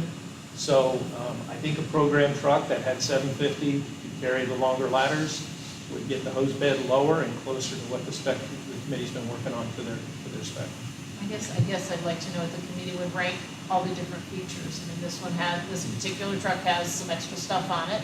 Maybe we'd put it on ours, maybe not, but what does the committee rank as the most important things? What features? Our problem is going to be timeline. Yeah. You know, this truck is being held for us for this meeting today. And that's Yeah. amazing. So if we do decline this one today, then where does that put us while we're waiting? We're just kind of waiting and, Us and the committee will keep working with Dave, we'll work with a couple other vendors. We will put that program, you know, that stocks back in their hand and say, you know, as your trucks come available, try and grab us one. and what happens if then we don't have another stock that comes up in a year, for the next year or so? Where does I that think put us? worst case scenario is we end up with a truck with 2414 ladders a year from now, a year and a half from now. We end up right back where we are today. At a more expensive price point, with maybe some less stuff on it. Probably wouldn't be a more expensive price point, but it would be a lesser truck. Like Dave said, this thing has a lot of extra features that a typical stock truck doesn't have. Right, and are those important? It'd be very similar to what we've had on Engine 39 and periods like that. So it's important and familiar. To add one more, comment, for our reserve unit right now, our truck's off the island being repaired. So the truck crew is actually in our reserve unit today. It has 109,000 miles on it. So they're, you know, I believe that, you know, obviously research should be done and educated decisions should be made, but there is a timeline here in us having another vehicle. You guys have seen the island, it's getting busier and busier. You know, I have a feeling we're going to be putting presence with the department in the middle of this island before we're ready, regardless of how things go. And having a decent engine, whether it's one president today or something else that can be, you know, brought in quicker, you know, is probably, I mean, for us, we feel that that's important. We also feel that, like, we manage all the time in strange situations to use the equipment that we were given to succeed at the mission that we are paid to do. So as far as the 24, 14, it will work itself out in the end. You're going to be hard pressed to get the 24 or the 28. You're going to be hard pressed in some of these structures to get to the second with the 28, just by the nature of the beach. The landscaping around somebody's house or the angle of the, you know, lot. These things all come into play. So there is no one perfect ladder. There is no one perfect complement. As we've said a million times before, we have mutual aid coming from other sides, you know, 4 ladders. We have our ladder truck itself here for those hard moving places. So, you know, for us, when you ask what the most important, or for the community, what the most important equipment on a truck is, you know, one, I don't want to toot my own horn, but we are, and then second, the water hose, you know, and equipment that we can bring in to save them if they're in the worst case scenario. So, you know, I'm not sure that any of us believe that this moment that the 28-foot is a total deal breaker for the truck. You know, or we make it, you know, less worthy to us in the long run. Thank you. For me, the worst case scenario would be to pass on it and then end up with Same the same thing that has less on it than this one even does. I For kind more of, at money. a greater price. For more Kind of money. agree with you, Jack. That's, to me, that's what, this weird world we're living in, that's kind of stuff that's making me make decisions, even in my own personal rebuilds right now. I'm doing with things that maybe aren't exactly what I want, but I'm concerned about what's gonna cost a month from now if I don't. So that's, and with interest rates going back down, any return on the money that we have in the bank or whatever right now is foreseeably not gonna last. So, and we can't, to your point, it's not even gonna keep pace with what the prices are going up anyway. That's my biggest concern with that, and the fact that Jennifer makes a good point. They're dealing with a lot of equipment right now that they have that isn't top of the line anything. Would be nice maybe to give you something new to have to help in your mission. So it's kind of, and I'm actually kind of changing how I'm thinking about all of this too because of discussion. So your input was huge. Chief, what's the long-term financial impact if we bought a truck today? As far as accelerating the other timelines and apparatus replacement? Buying a truck today won't hurt. I mean, long-term, the cap plan is in place, the money from Engine 31, the money is there to buy the truck today, next month, the month after. So we basically have, a dozen shots, with trucks coming out every month, to get a stock truck. I wouldn't sit here and say pass on this truck if I didn't. I have to believe that we can get a stock truck that will check off some of those specifications for the committee and the work they've done, that this truck doesn't. So, I hate to buy something just because it's on sale. I mean, unless I truly need it. yeah. I feel like at this yeah. point, we don't truly need it. We're still 6 to 12 months, but that's, it's from the I outside. respectfully What do you dis- truly need? Well, our two frontline trucks are 2018 and the 2020. Right, and currently. And it's the all truck is gone. out of service, it's getting routine maintenance, it's getting cleaned up from the high water. It's having its pump service, its ladder service, it's, so, and that's why, they're in a reserve truck. But the reserve truck is just that, it's a reserve truck. And it would continue to be a reserve truck, essentially. Yeah, And that would be it'll only nice. continue to be a reserve truck, well, whenever we get the program truck in, then 39 won't be the reserve truck, they'll go into the program truck if a front line breaks down. But then once the station opens, the timeline between the station and the new spec that the committee has worked on, between that timeline is when the old 2004 could be used as a reserve again. So it could be 3-4 months before a truck comes, up that we grab, that has that outside ladder rack that lets us put the bigger ladders on it. Could be 6 months. I believe between the different manufacturers that another stock truck will come up in the next 12 months. I go back to, yes, it is on sale, fire sale, actually. Is that a thing? When is the last time, and it doesn't mean it won't, it may be happening right now. When's the last time we made a ladder rescue? On the island, or, in the district? That's pretty rare. Fires are rare. And I think we're basing our decision on something that it could be happening right now, but it's probably not. Well, that's why I asked. And this engine, it's not exactly what we want, but it's what we wanted when we bought 32, pretty much. The bigger question. And no one can guarantee, and as he stated, we're gonna, if we pass on this now, which is our decision, we're gonna end up with a lesser truck costing more money. No matter what. And okay, well, yeah, we want this stock truck, but we want this added on.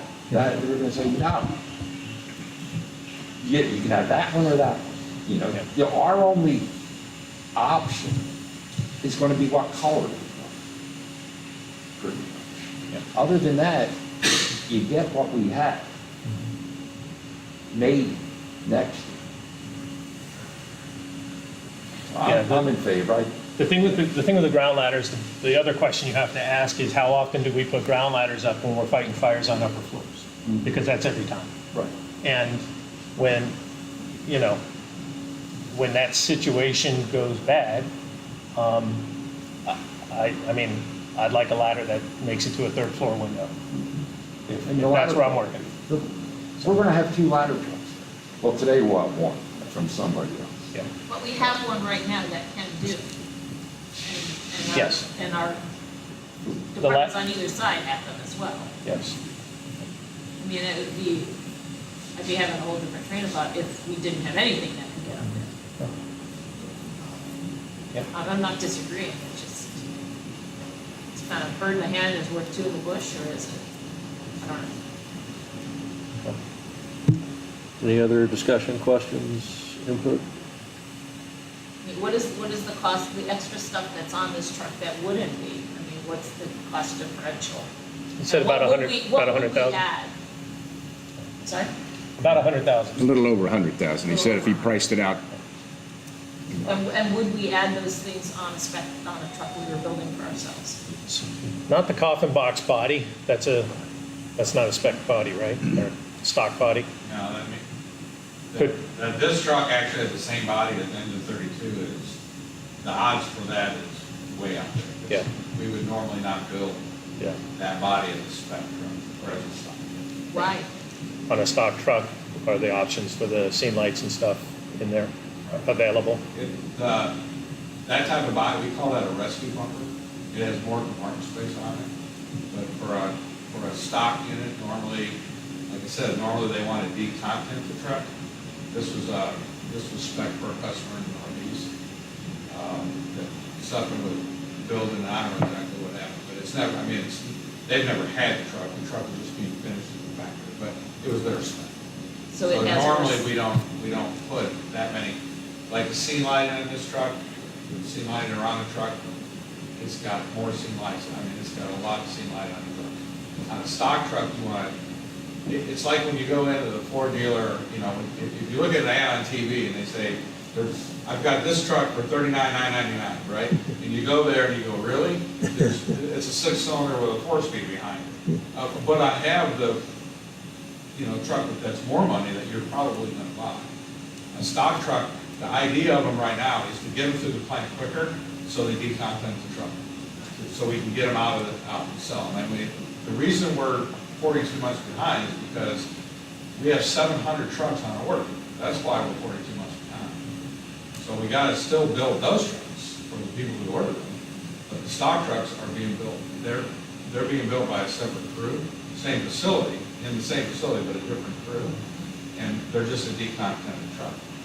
And I mean, I can't put options on it. Right. The options would have to be done, just like this truck. It has a foam cell on it. It has a 30-gallon foam tank, but it doesn't have a foam system. But my dealership here, we can add that if you wanted a foam system. We can't add a foam tank later, so on a demo truck, they put a foam tank on it. So there's stuff that I can do on a truck locally to add options to it. Unfortunately, changing the ladder tunnel that's way too much. So for me, like you mentioned, okay, it has way more scene lighting. I don't know, that, I'm not a firefighter, I don't fight fires, and especially not in the dark. It's dark on this island. That catches my ear. Anything that we can do to put light onto a scene or light on something at this point, to me, that might be even more than the ladder, because it's pitch black on this island at Yeah. night, and it's not gonna get any better fast. So every truck that rolls to the scene has scene lighting. Right. I've done trucks where the lighting is so bright, I mean, actually put too much light on it. Can you add additional scene lights if you need to? Sure. Okay. So, and Dave talks about the foam cell, for example. It's very typical to build a 30-gallon small foam tank in so you can proportion it and it's made in the system on the truck. For us on the island, we don't put foam cells on our trucks because most of our need for foam is at the end of a dock. And the foam, the piece that mixes the foam and the water has to be within a certain distance to the actual fire. So we don't bother putting foam in the truck. So that's what he's talking about. It's got a lot of features that make it very marketable, but they're extra features that we wouldn't, if we were building a truck today, we wouldn't order. So that for those reasons, that's why my recommendation was to forego on. I guess at this point, we can talk this thing to death in the minute details, but does anybody want to make a motion for purchase of the Sutphen? I'll make a motion to buy the engine we bought. Do we have a second?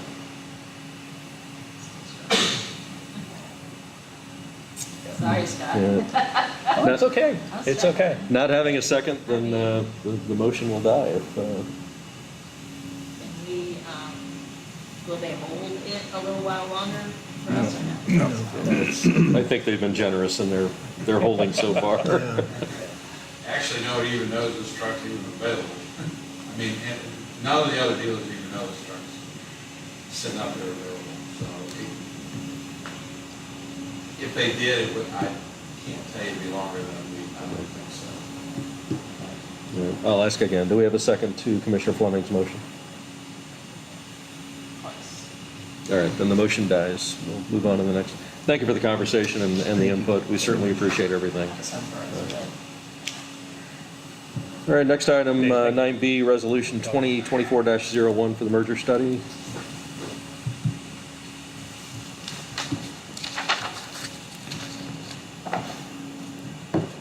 So last board meeting, you guys made a motion in support of conducting the study and moving forward with that. At that time, legal counsel for Iona was drafting up a actual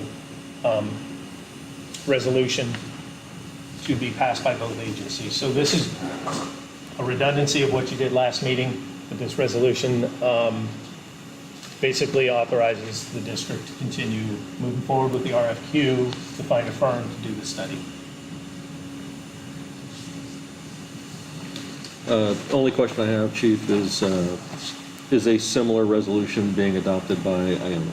I'm sorry, yes, they had their board meeting yesterday, I believe, and Was passed adopted. their resolution. Questions? Discussion? What's the anticipated cost for the RFQ? I don't know. But we don't have a ballpark I at this don't, point. I'm thinking we're probably talking 100,000 for the study, and we're splitting it. Length of time, you think, for the study? I would expect it to take a year at least. It's going to take some time. I think this study will be, they're going to have to evaluate both agencies, kind of look at all aspects and pieces, and then look at what a new agency would look like with both of them being, consolidated into it. It's going to take some time. There's a lot of parties involved and a lot of interviewing and work to do. And my last question's for Mr. Salzman. How much of this resolution is going to need to be recited to move forward? Just the title. Just the title, okay. Okay, I do have a question. Have you seen the resolution from Iona? Actually, Mr. Salzman and I and Jane we're working on it. And they, Oh, the resolution. The resolution, yeah. Yes, this is. The same. it's the same one. It's the same one. Okay. I was just questioning the use of the Adam Latano's name in a resolution. That seems relatively different than the ones I've seen in the past. I think didn't draft it reflects the reason we're at this point. Yes. Well, I know that, but I reviewed it, I didn't draft it. it surprised me that a resolution would have his name in a, It should be in there, he's the one Well, I who's know making that. everybody go down this road. I understand that. I'm just, it surprised me, let's just say It's that. costing us money, it's taken away Please. from a new fire No, truck. I mean, we like to. Well, I know the animus is Let everybody there. know why we're doing it. I get it. I'm still not okay with the whole situation. Yeah. on I that. just said I was surprised, that's all. And give Any other questions on the resolution? All right, I'll introduce it and make the motion. Resolution number 2024-01, a resolution of the Board of Commissioners of the Fort Myers Beach Fire Control District authorizing a joint request for qualifications, competitive selection process to select an independent expert consultant to perform a study of the feasibility of the merger of the Fort Myers Beach Fire Control District and the Iona McGregor Fire Protection and Rescue Service District, providing for severability, providing for liberal construction, providing for scrivener's errors, and providing for an effective date, which will be today. And we will do a roll call vote. Okay, I'll second that. Thank you. You're welcome. Important things. Commissioner Nickel, Yes. Commissioner Fleming, No. Commissioner Lezak, Yes. Commissioner Wood seconded. Yes. I introduce, I'm also a yes, passes 4-1. Thank you. All right, moving right along. Item number 9C, purchase of 1101 Shrimp Lane. Chief? Thank you.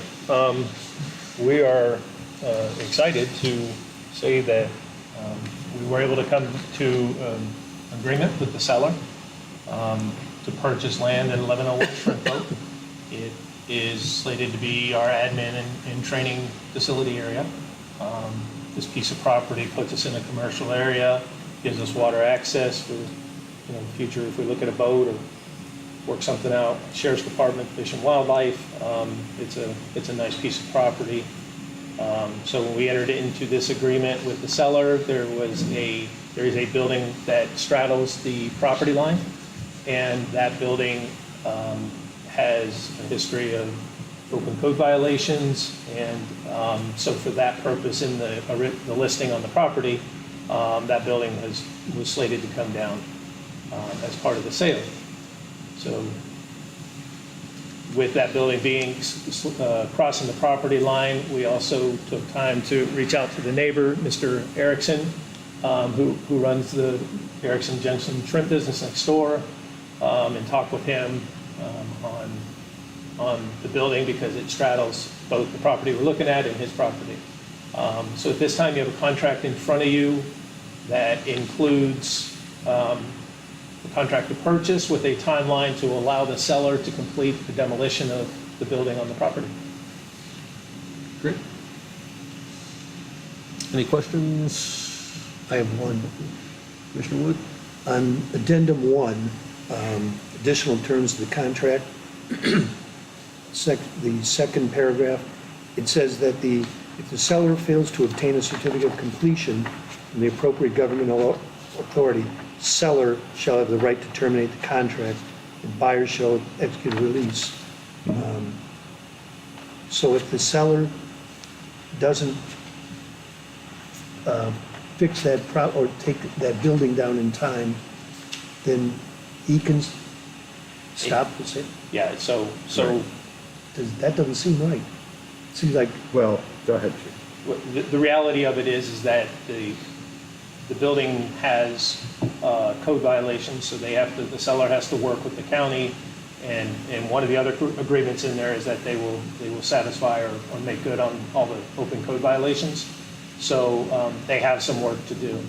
Now, we stand ready to work with the seller if the timeline isn't sufficient, if need be. So We can negotiate that as. yes, as we go on, we'll work with them on it. Because it's basically an unknown variable.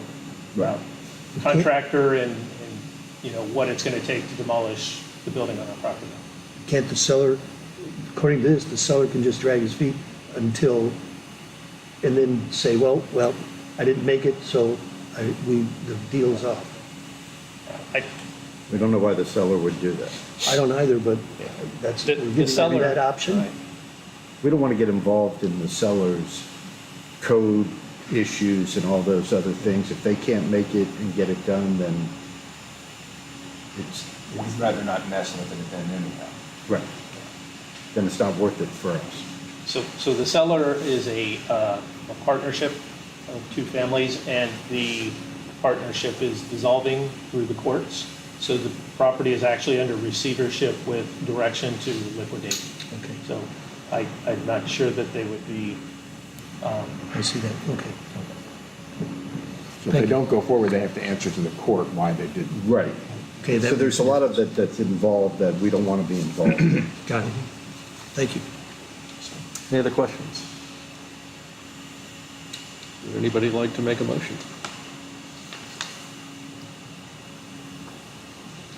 so Chair, Yes, sir. just for the audience, a motion and a second, we'll open it up for public Yes, comment? exactly. Yes. Very good, thank you. Okay, I make a motion to approve the contract to purchase the real property located at 1101 Shrimp Boat Lane for a sale price of $3.4 million plus closing costs.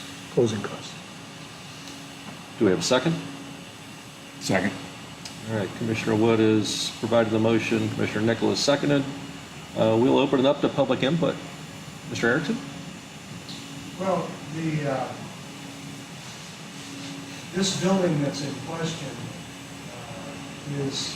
it's kind of an unusual situation because 20 feet of this 100-foot-long building is on my property, and I use it, this part of the building currently for my diesel mechanic shop. I use it mainly for that, we use it for storage. It's a vital piece of what I do in my fishing business. I need that area. Now, the violations on the building aren't in my part of the building. You know, this was a Trico deal that they've got that problem there. You know, if my property is right next to the piece that you were interested in buying, and I think the fire department would be a great neighbor. I'm into multiple uses of the working water plant, which includes this property, includes my property, also includes the county's property on the other side of it. You know, what I'm interested in is the working waterfront for the fisheries. It has a fisheries overlay.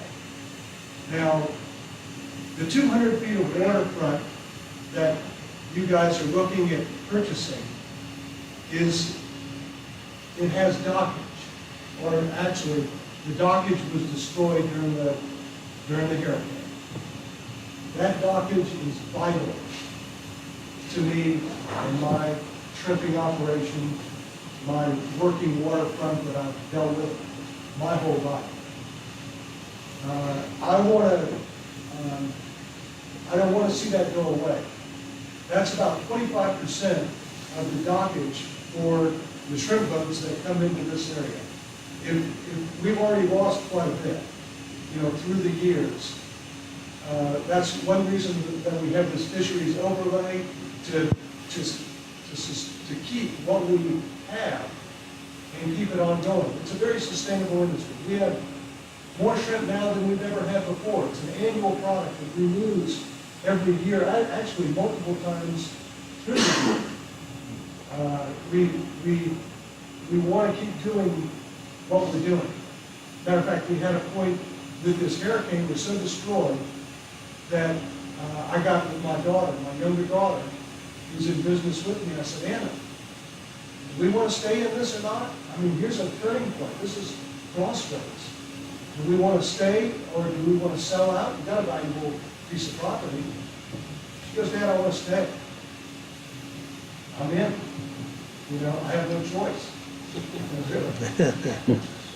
So anyway, what is important to us is that the dockage in front of the 200-foot piece is that it is maintained for us in the shrimp business.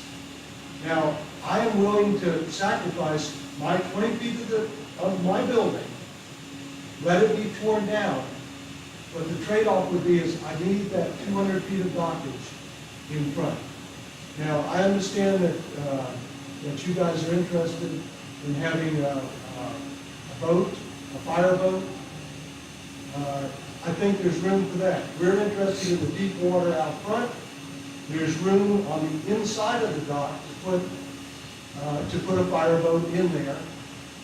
So I think we can be perfectly good neighbors. I think we can have multiple uses going on. It is an industrial area. Scott tells me that you guys are interested in an administration building and then a facility to train your people. I think that's a good mesh for what we do. But the dockage on the front of the property, that's critical to me. So I can assure you that if we can get this dockage thing worked out, and I have the assurity that I will have this dockage, then the building can be taken out. What are you gonna do about your machine shop? Well, Scott tells me that there's another metal building on the property. And as I understand, that would be of no use to you guys either. There's a possibility that take that building down, give it to me, I'll erect it on my property. I've got an industrial development plan that has footprints for a building that size and even larger. So I believe that the permitting could be done, and I could utilize that building for my maintenance shop.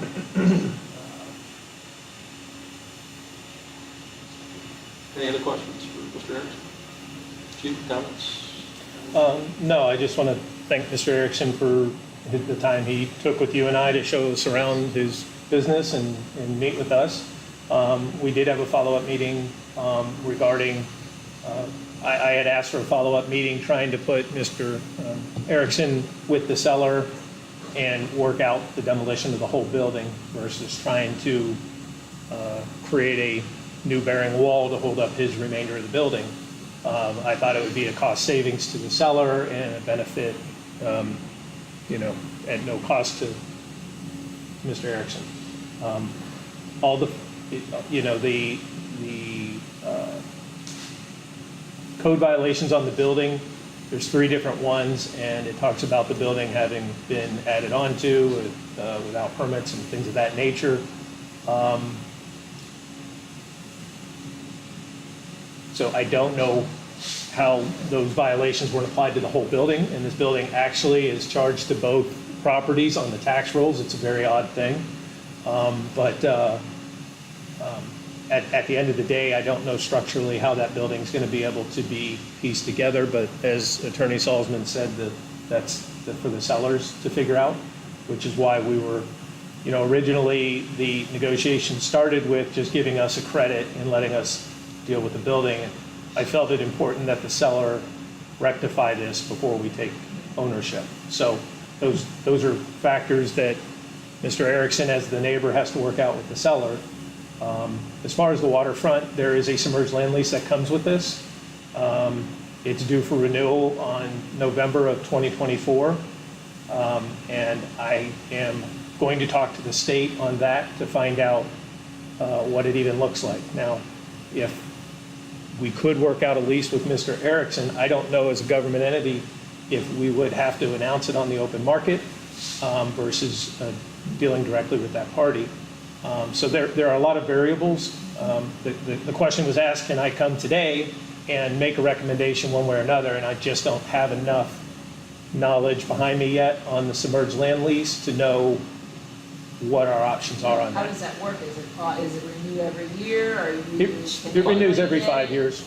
Yeah. Every 5? Yep. And then is it open to anybody to take that, or is it just the adjacent property owners? Like, how do those work? Again, so that's one big question I got to ask the state about, because it appears in the submerged land lease from reading what I read of it, that you have to have an adjacent to have, that's one of the keys. Otherwise, anybody could buy the entire waterfront for high price. Okay. So I believe having adjacency to that waterfront is a critical piece of being able to lease it. Can we sublease it? There's an annual cost. Right now, it looks like it's about $5,000 a year to the state just to maintain that submerged land lease. So I have my property right next to this property we're talking about has a submerged land lease we've had for years. And we have, it's it's set up for a number of boats, and it's a certain number, like the 200 feet would accommodate 8 trim boats. Now, if there's something in there, you can only put 8 boats in there. If there's one fire boat, that means one less trim boat on that submerged land base. If it's a canoe, that qualifies as one boat, so you have one less. I need to have, I'm willing to compromise on 7 boats and have one fire boat in there. You spoke before about other agencies having boats in there. I don't want to have all the space available, for the shrimping industry, eaten up by municipality boats. I have to have, before I would let my 20 feet of this building be torn down, and I've got to protect my property rights, is that I need the security of having that dockage area secured before that building is taken out. And so, it'd be in your guys' hands to give me that security. The attorneys that we met with, Scott, they said that it's pretty much a simple thing to make that happen. But I would have to have that security of that dock space before I would let my part of the building be torn down. So, I think Mr. Sullivan could probably speak to this, but I don't believe that until we're stewards of that land and have control of it as an owner, that we can make any agreements. That's true. When it comes to leasing or permissions or intents. I mean, we could make a tentative, we could draft a tentative agreement, but we can't. But we can't do that right. today. right. I mean, I'm all in favor of being good neighbors and trying to assist all of the industries on the island. It's because of all the other hats that I wear, it's what I do. I have no problem sharing dockage space and having an arrangement that benefits everybody in the community. We are not sure what we're going to use those docks for yet, but, or how, or, if when. So if there's a need out there that somebody like the Ericksons or the other groups can use, if this property becomes ours, I wouldn't have any problem working out some sort of agreement that's mutually beneficial for everyone. I would ask that if the sheriff needs to tie up, that if they're allowed to tie up there. If the need of fire boats down there and they need to stop in, they can come in. I mean, I don't even know what that looks like yet. So I've got no issues with that. And I think, we do have a duty as an organization in the community to help other community members. And I think that would be helping you guys doing something similar to that. I know you need your machine shop. I have no problem trading a building for machine shop. What I don't like is I don't want to put us in a position where we're going to be held to an agreement that we can't even make yet, because legally we don't own the land yet. Once you own the land, you can make that, we can have a tentative agreement, but I'm totally amenable to being a good community partner and providing the shrimp fleet what they would need, especially when we're not going to be using that at all in the beginning anyway. It's going to be a year before a building's there, a year and a half, maybe 2, who knows? And, we've talked about fire boats on and off the whole time. There's a lot of heated discussion with the residents whether we should even have a fire boat or not. So that's something that it doesn't exist right now. So we do know that exists. We do know the community has that need. I would have no problem working out an arrangement with that. With the building, I mean, that's out of our control. That's the owner of the property currently. They own that building. They're the ones who let it get into that condition. They're putting the Erickson family at risk by allowing their portion of that building to be put in that condition. I find that egregious personally. I'm glad you're such a good neighbor. I don't know that I would have been so kind to let them let that building go like that, knowing that part of it's on your land and you're stuck with it. That to me is frustrating. So in any way we can help with that situation, again, I don't want to be held hostage with it, but at the same time, I'm certainly sympathetic to the situation you're in. You've got to use that for your business. You need a machine shop.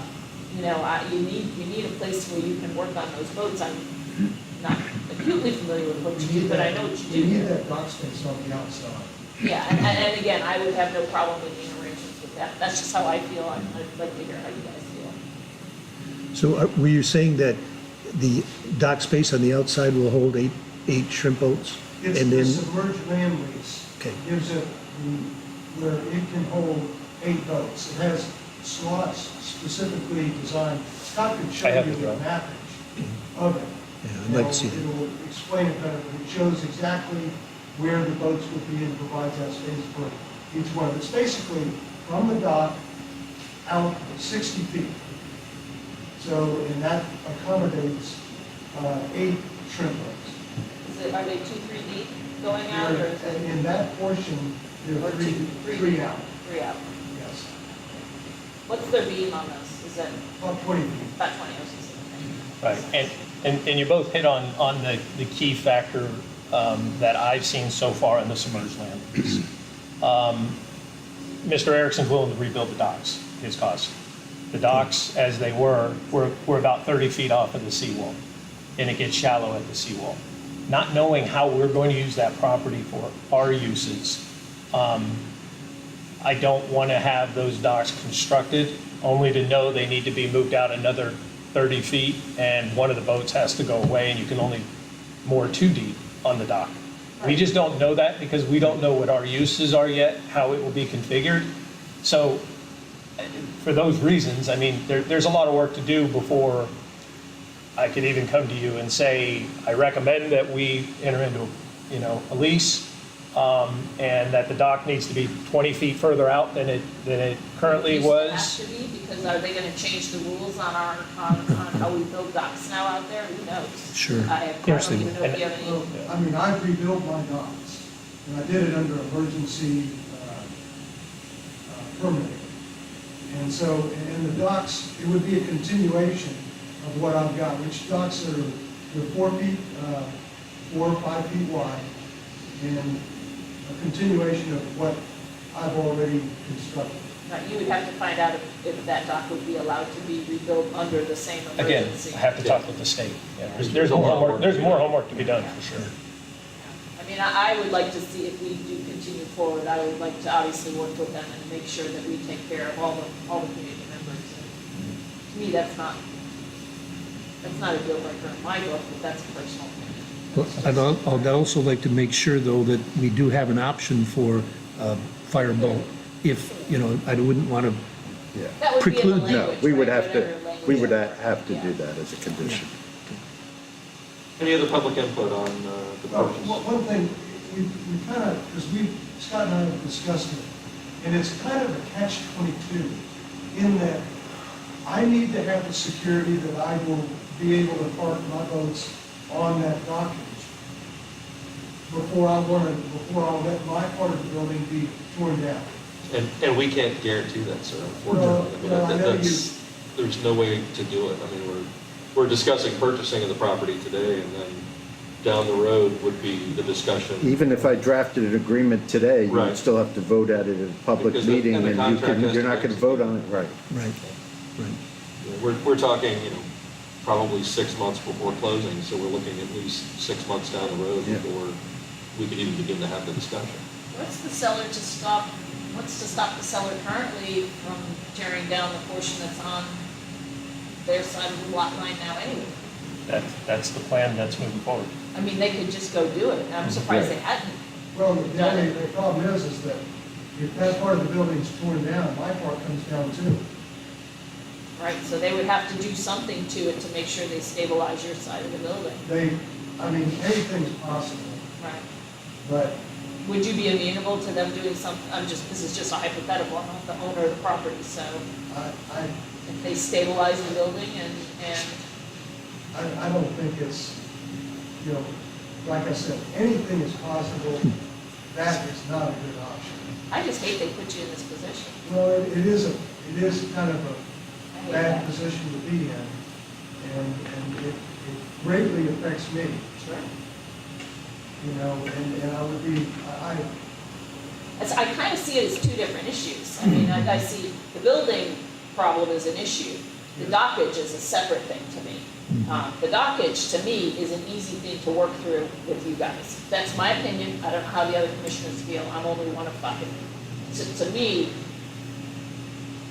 the buildings and that's the seller's conundrum that they've created for themselves through the year. At the dockage, I think is something that's totally doable and workable and feasible, and I don't like to see one being mixed with the other, because I think that's, now you're down the building that maybe we could trade you for or give to you and you can use that. That makes more sense to go with the building issue. So buildings over here and docks over there.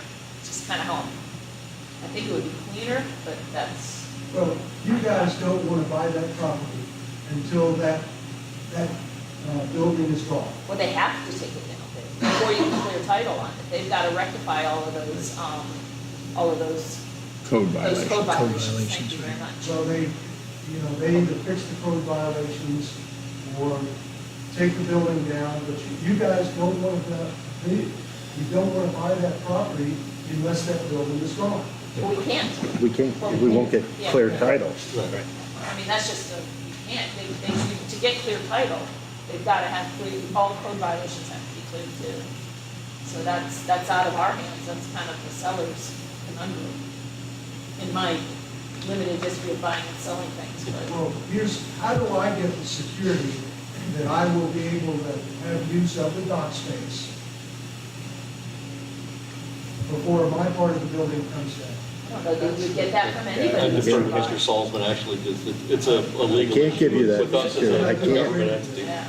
It's a legal issue. Andrew, is there some way to write this up where I would have that security? I can't give you legal advice because this is my client. We could draft something up, but I would have you talk to your own attorney to see about how comfortable you are with it. I mean, I can't bind this board to do anything until the ownership has occurred, and we can't do the ownership until it's cleaned up. But the problem is, Could the seller. I can't give you legal advice, but there's a problem trying to bind a government agency in certain circumstances. Could the seller give him, could the seller give him something that is a good faith something? There could be good faith. I'm not concerned about that, but he's asking for, I think, if I was representing him, I'd be asking for, concrete security. I'm not sure we can provide that. Now, there is a possibility, I'm just throwing it out there in my mind, of a tri-party agreement that we might be able to look into with the seller.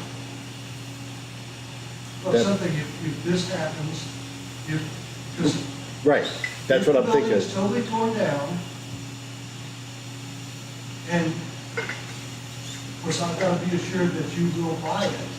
And then if you buy it, then I get the use of the. The only thing I can tell you is that assurance is really difficult because things could happen tomorrow that would not Change allow everything. I mean, look what happened. We had a hurricane and, so that changed everything. So I can't make that guarantee. I mean, all I can say is, as a board, I feel that all of us are vested in the island and seeing its future rebound, and the shrimp industry is a big part of that. It's certainly a point of discussion for us. I think, we're in favor of a workable condition, that meets both of our needs.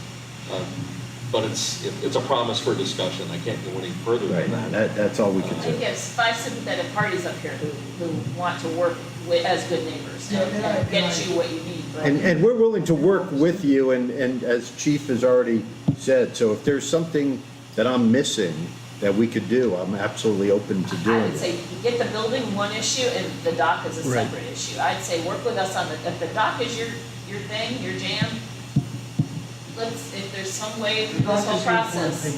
Yeah, if there's some way See through that. this process to make sure that we can help them out, let's make sure we do it. Oh, That would be my absolutely. direction. And that is our intent. I just Yeah. can't make guarantees that. Yeah, the building, I think, don't tie the dock up with the building. The building's a hot mess and that's the seller's, fault, and you know, if, Yeah, and even, and it affects me, even the zoning problems that they've got.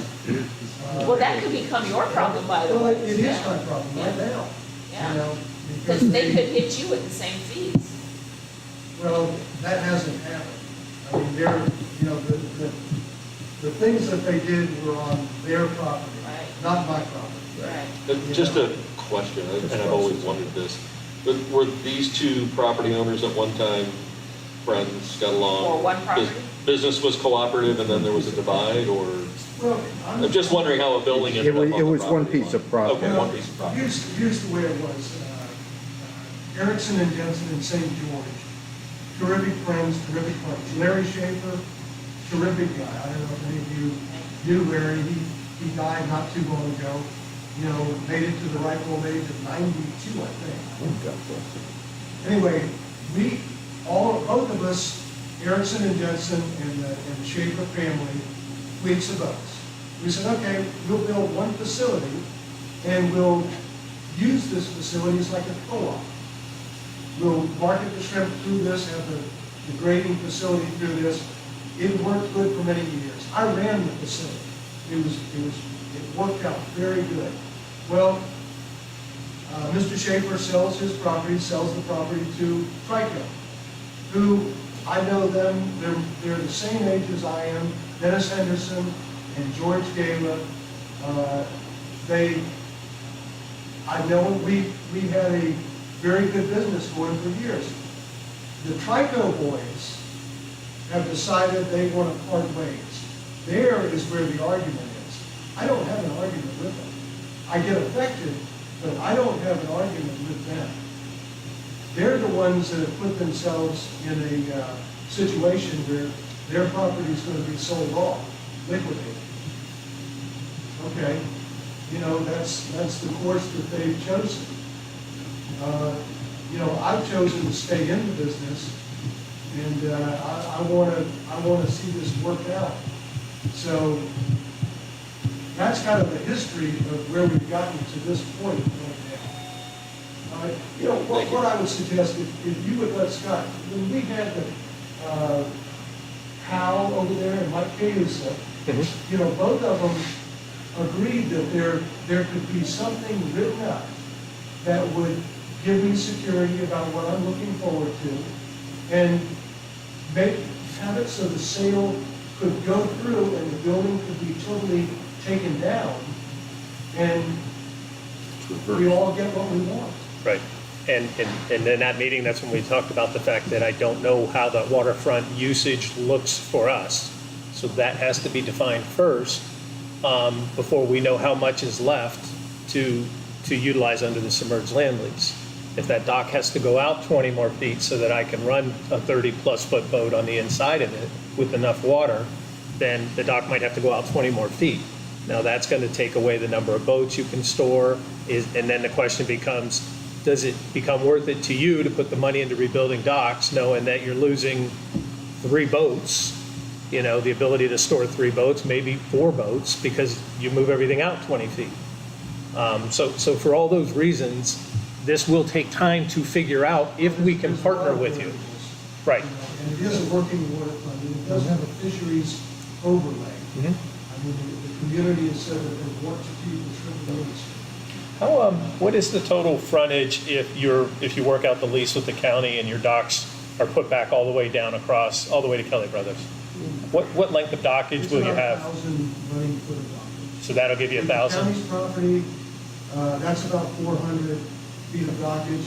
Mine is about 400 feet of dockage, and the Trico property is about 200 foot of dockage. Okay, all right. So with ours, you have 1,200, without it, you have 1,000 feet? With yours makes it 1,000. Without it, it would be 800. What would that do to your industry? It would cut it back by 20, 25%. Because the whole key to the shrimping industry is, we have boats from all over the Gulf of Mexico coming. We've got shrimp in the area, which we usually do. Boats come in, they need a place to dump. We have the facilities, the unloading facilities, the fueling facilities, all of that we have there right now. dock space is key. If we don't have the dock space to lend to these boats that come in to do their business with us, we have nothing. Thank you, sir. We certainly appreciate it. Any other public input on the item? Seeing none, any further questions from the board? No. Roll call vote, Commissioner Fleming? Yes. Commissioner Lezak? Yes. I vote yes. Commissioner Wood? Yes. Commissioner Nickel? Yes. Motion carries 5-0 for the purchase. Thank you all. Thank you. Fire Chief's remarks. Not too much. It's a busy time, and everybody's been instrumental in getting things done. Looking forward to 2024 and good things happening. So, Thank you, sir. Commissioner Fleming? Good meeting, a little long. It's not typical. I think we're in a good place, looking forward to coming to some kind of agreement, so the shrimp industry is key. And I'm happy that we're able to at least talking about how we're going to make this work. And appreciate you coming to this. The fire department and fire district can be a very good partner. It can work out very well. And I have to apologize to our attorney, Mr. Salzman. I'm not used to having you here anymore. Did you have anything to report today? I was going to save it all for the afternoon. Retreat? The afternoon Ethics session. and sunshine law. You know, it only should go about 4 hours. Thank you, sir. Commissioner Lezak? We're still looking forward. No, I agree with Ron. I hope that the team in the stations understand about the engine and trying to figure out what's best. We're in a sticky spot right now, but I certainly have a heart for what they need for their service. And Jennifer, thank you for being here and providing that. I agree with Ron on the shrimp industry, and Grant, you know how I feel about it. It's a vital part of our community. And I'm hopeful that we can secure the purchase, because I know that we'll work with the shrimping groups and the family here, some Johnson families, and, you know, do the best that we can for everybody. If some other person came along and purchased that, I don't know what you would get. Probably would be not much, especially if it was housing. It's hard to tell. Yeah, it's hard to tell. These are strange times, so, you know, I think we've got a lot of bright future ahead of us, especially with some of the things you have planned back there. And to me, that is a working waterfront, and it should be shared with the public. The public should be able to go back there, you know, visit our headquarters and go and visit shrimping, and they should be able to walk along those docks and see what's going on. That, to me, is a bigger part of the vision for San Carlos Island, for Fort Myers Beach and our community. So I'm excited about that. Looking forward to the retreat. Thank you for everything everyone is doing. Is that it? Commissioner Wood? Well, you've just about covered every possibility, except I know what I want for lunch. Shrimp. Sounds great. Thank you, sir. Appreciate your time. And thanks to the firefighters and the excellent dialogue we had today. Appreciate that. Made the decision very tough, very tough. So thank you. Mr. Nickel? Yeah, I just wanted to say the same thing. I don't know whether we disappointed people or we, yeah, but this was a hard decision on the fire engine. This was, we're basically taking a risk by not buying this engine, that we're going to be able to get something in the future that's going to better suit our needs at a cost point that is good for the community. Like you said, a bird in hand is sometimes better than two in the bush, but in this case, I think we do have about a year to get this next engine in, because we don't have the space for it right now anyhow. So it's probably a worthwhile risk. But I want to make sure you guys understand this was a hard decision. Very difficult. And we really appreciate your involvement and your input. Thank you. I don't have a whole lot to add. You know, I've made the comment to people before, and it really is true. One of the toughest things about this job that I never anticipated was spending the taxpayers' money. And I can tell you at the federal government level, it doesn't have this much consideration and thought when it comes to spending the hard-earned money that people give us to operate and provide safety and ambulance service fire service to this island and community off the island. I think we have to make the tough decisions, and this was a tough one. You know, I love the discount on it. There's nothing more I like than getting a deal, and it's hard to say no to a deal. And, when you look at the big picture, you know, we have to take the face value that we will find something out there that's going to better suit our needs. Maybe at a little more money, maybe the same price. You know, there was a lot of great discussion. I appreciate Commissioner Fleming bringing it up. I think it put us on a path. And I would ask the chief for maybe our next meeting, we have a new business item to give you authorization to initiate a contract on a production stock vehicle, should it come available. So at least we have that lined up. So if you find something that is readily available, that's, again, short notice and probably short availability, that you can do that before we have our next meeting, and then we can finalize that contract at the next meeting. Great idea. I'd Good like to idea. ask too that, Chief, if we do that, that you have a list of the top 5 things that the team thinks is the most important on that stock vehicle that you're looking for. And something hits the majority of that. I want it to be for them. I mean, they're the ones on it every day, so. And with that, we have about 4 hours of work to do with our annual requirement for sunshine ethics, and Mr. Saldwell's thrilled that he gets to talk for a while. If there's nothing further, I will adjourn this portion of the meeting.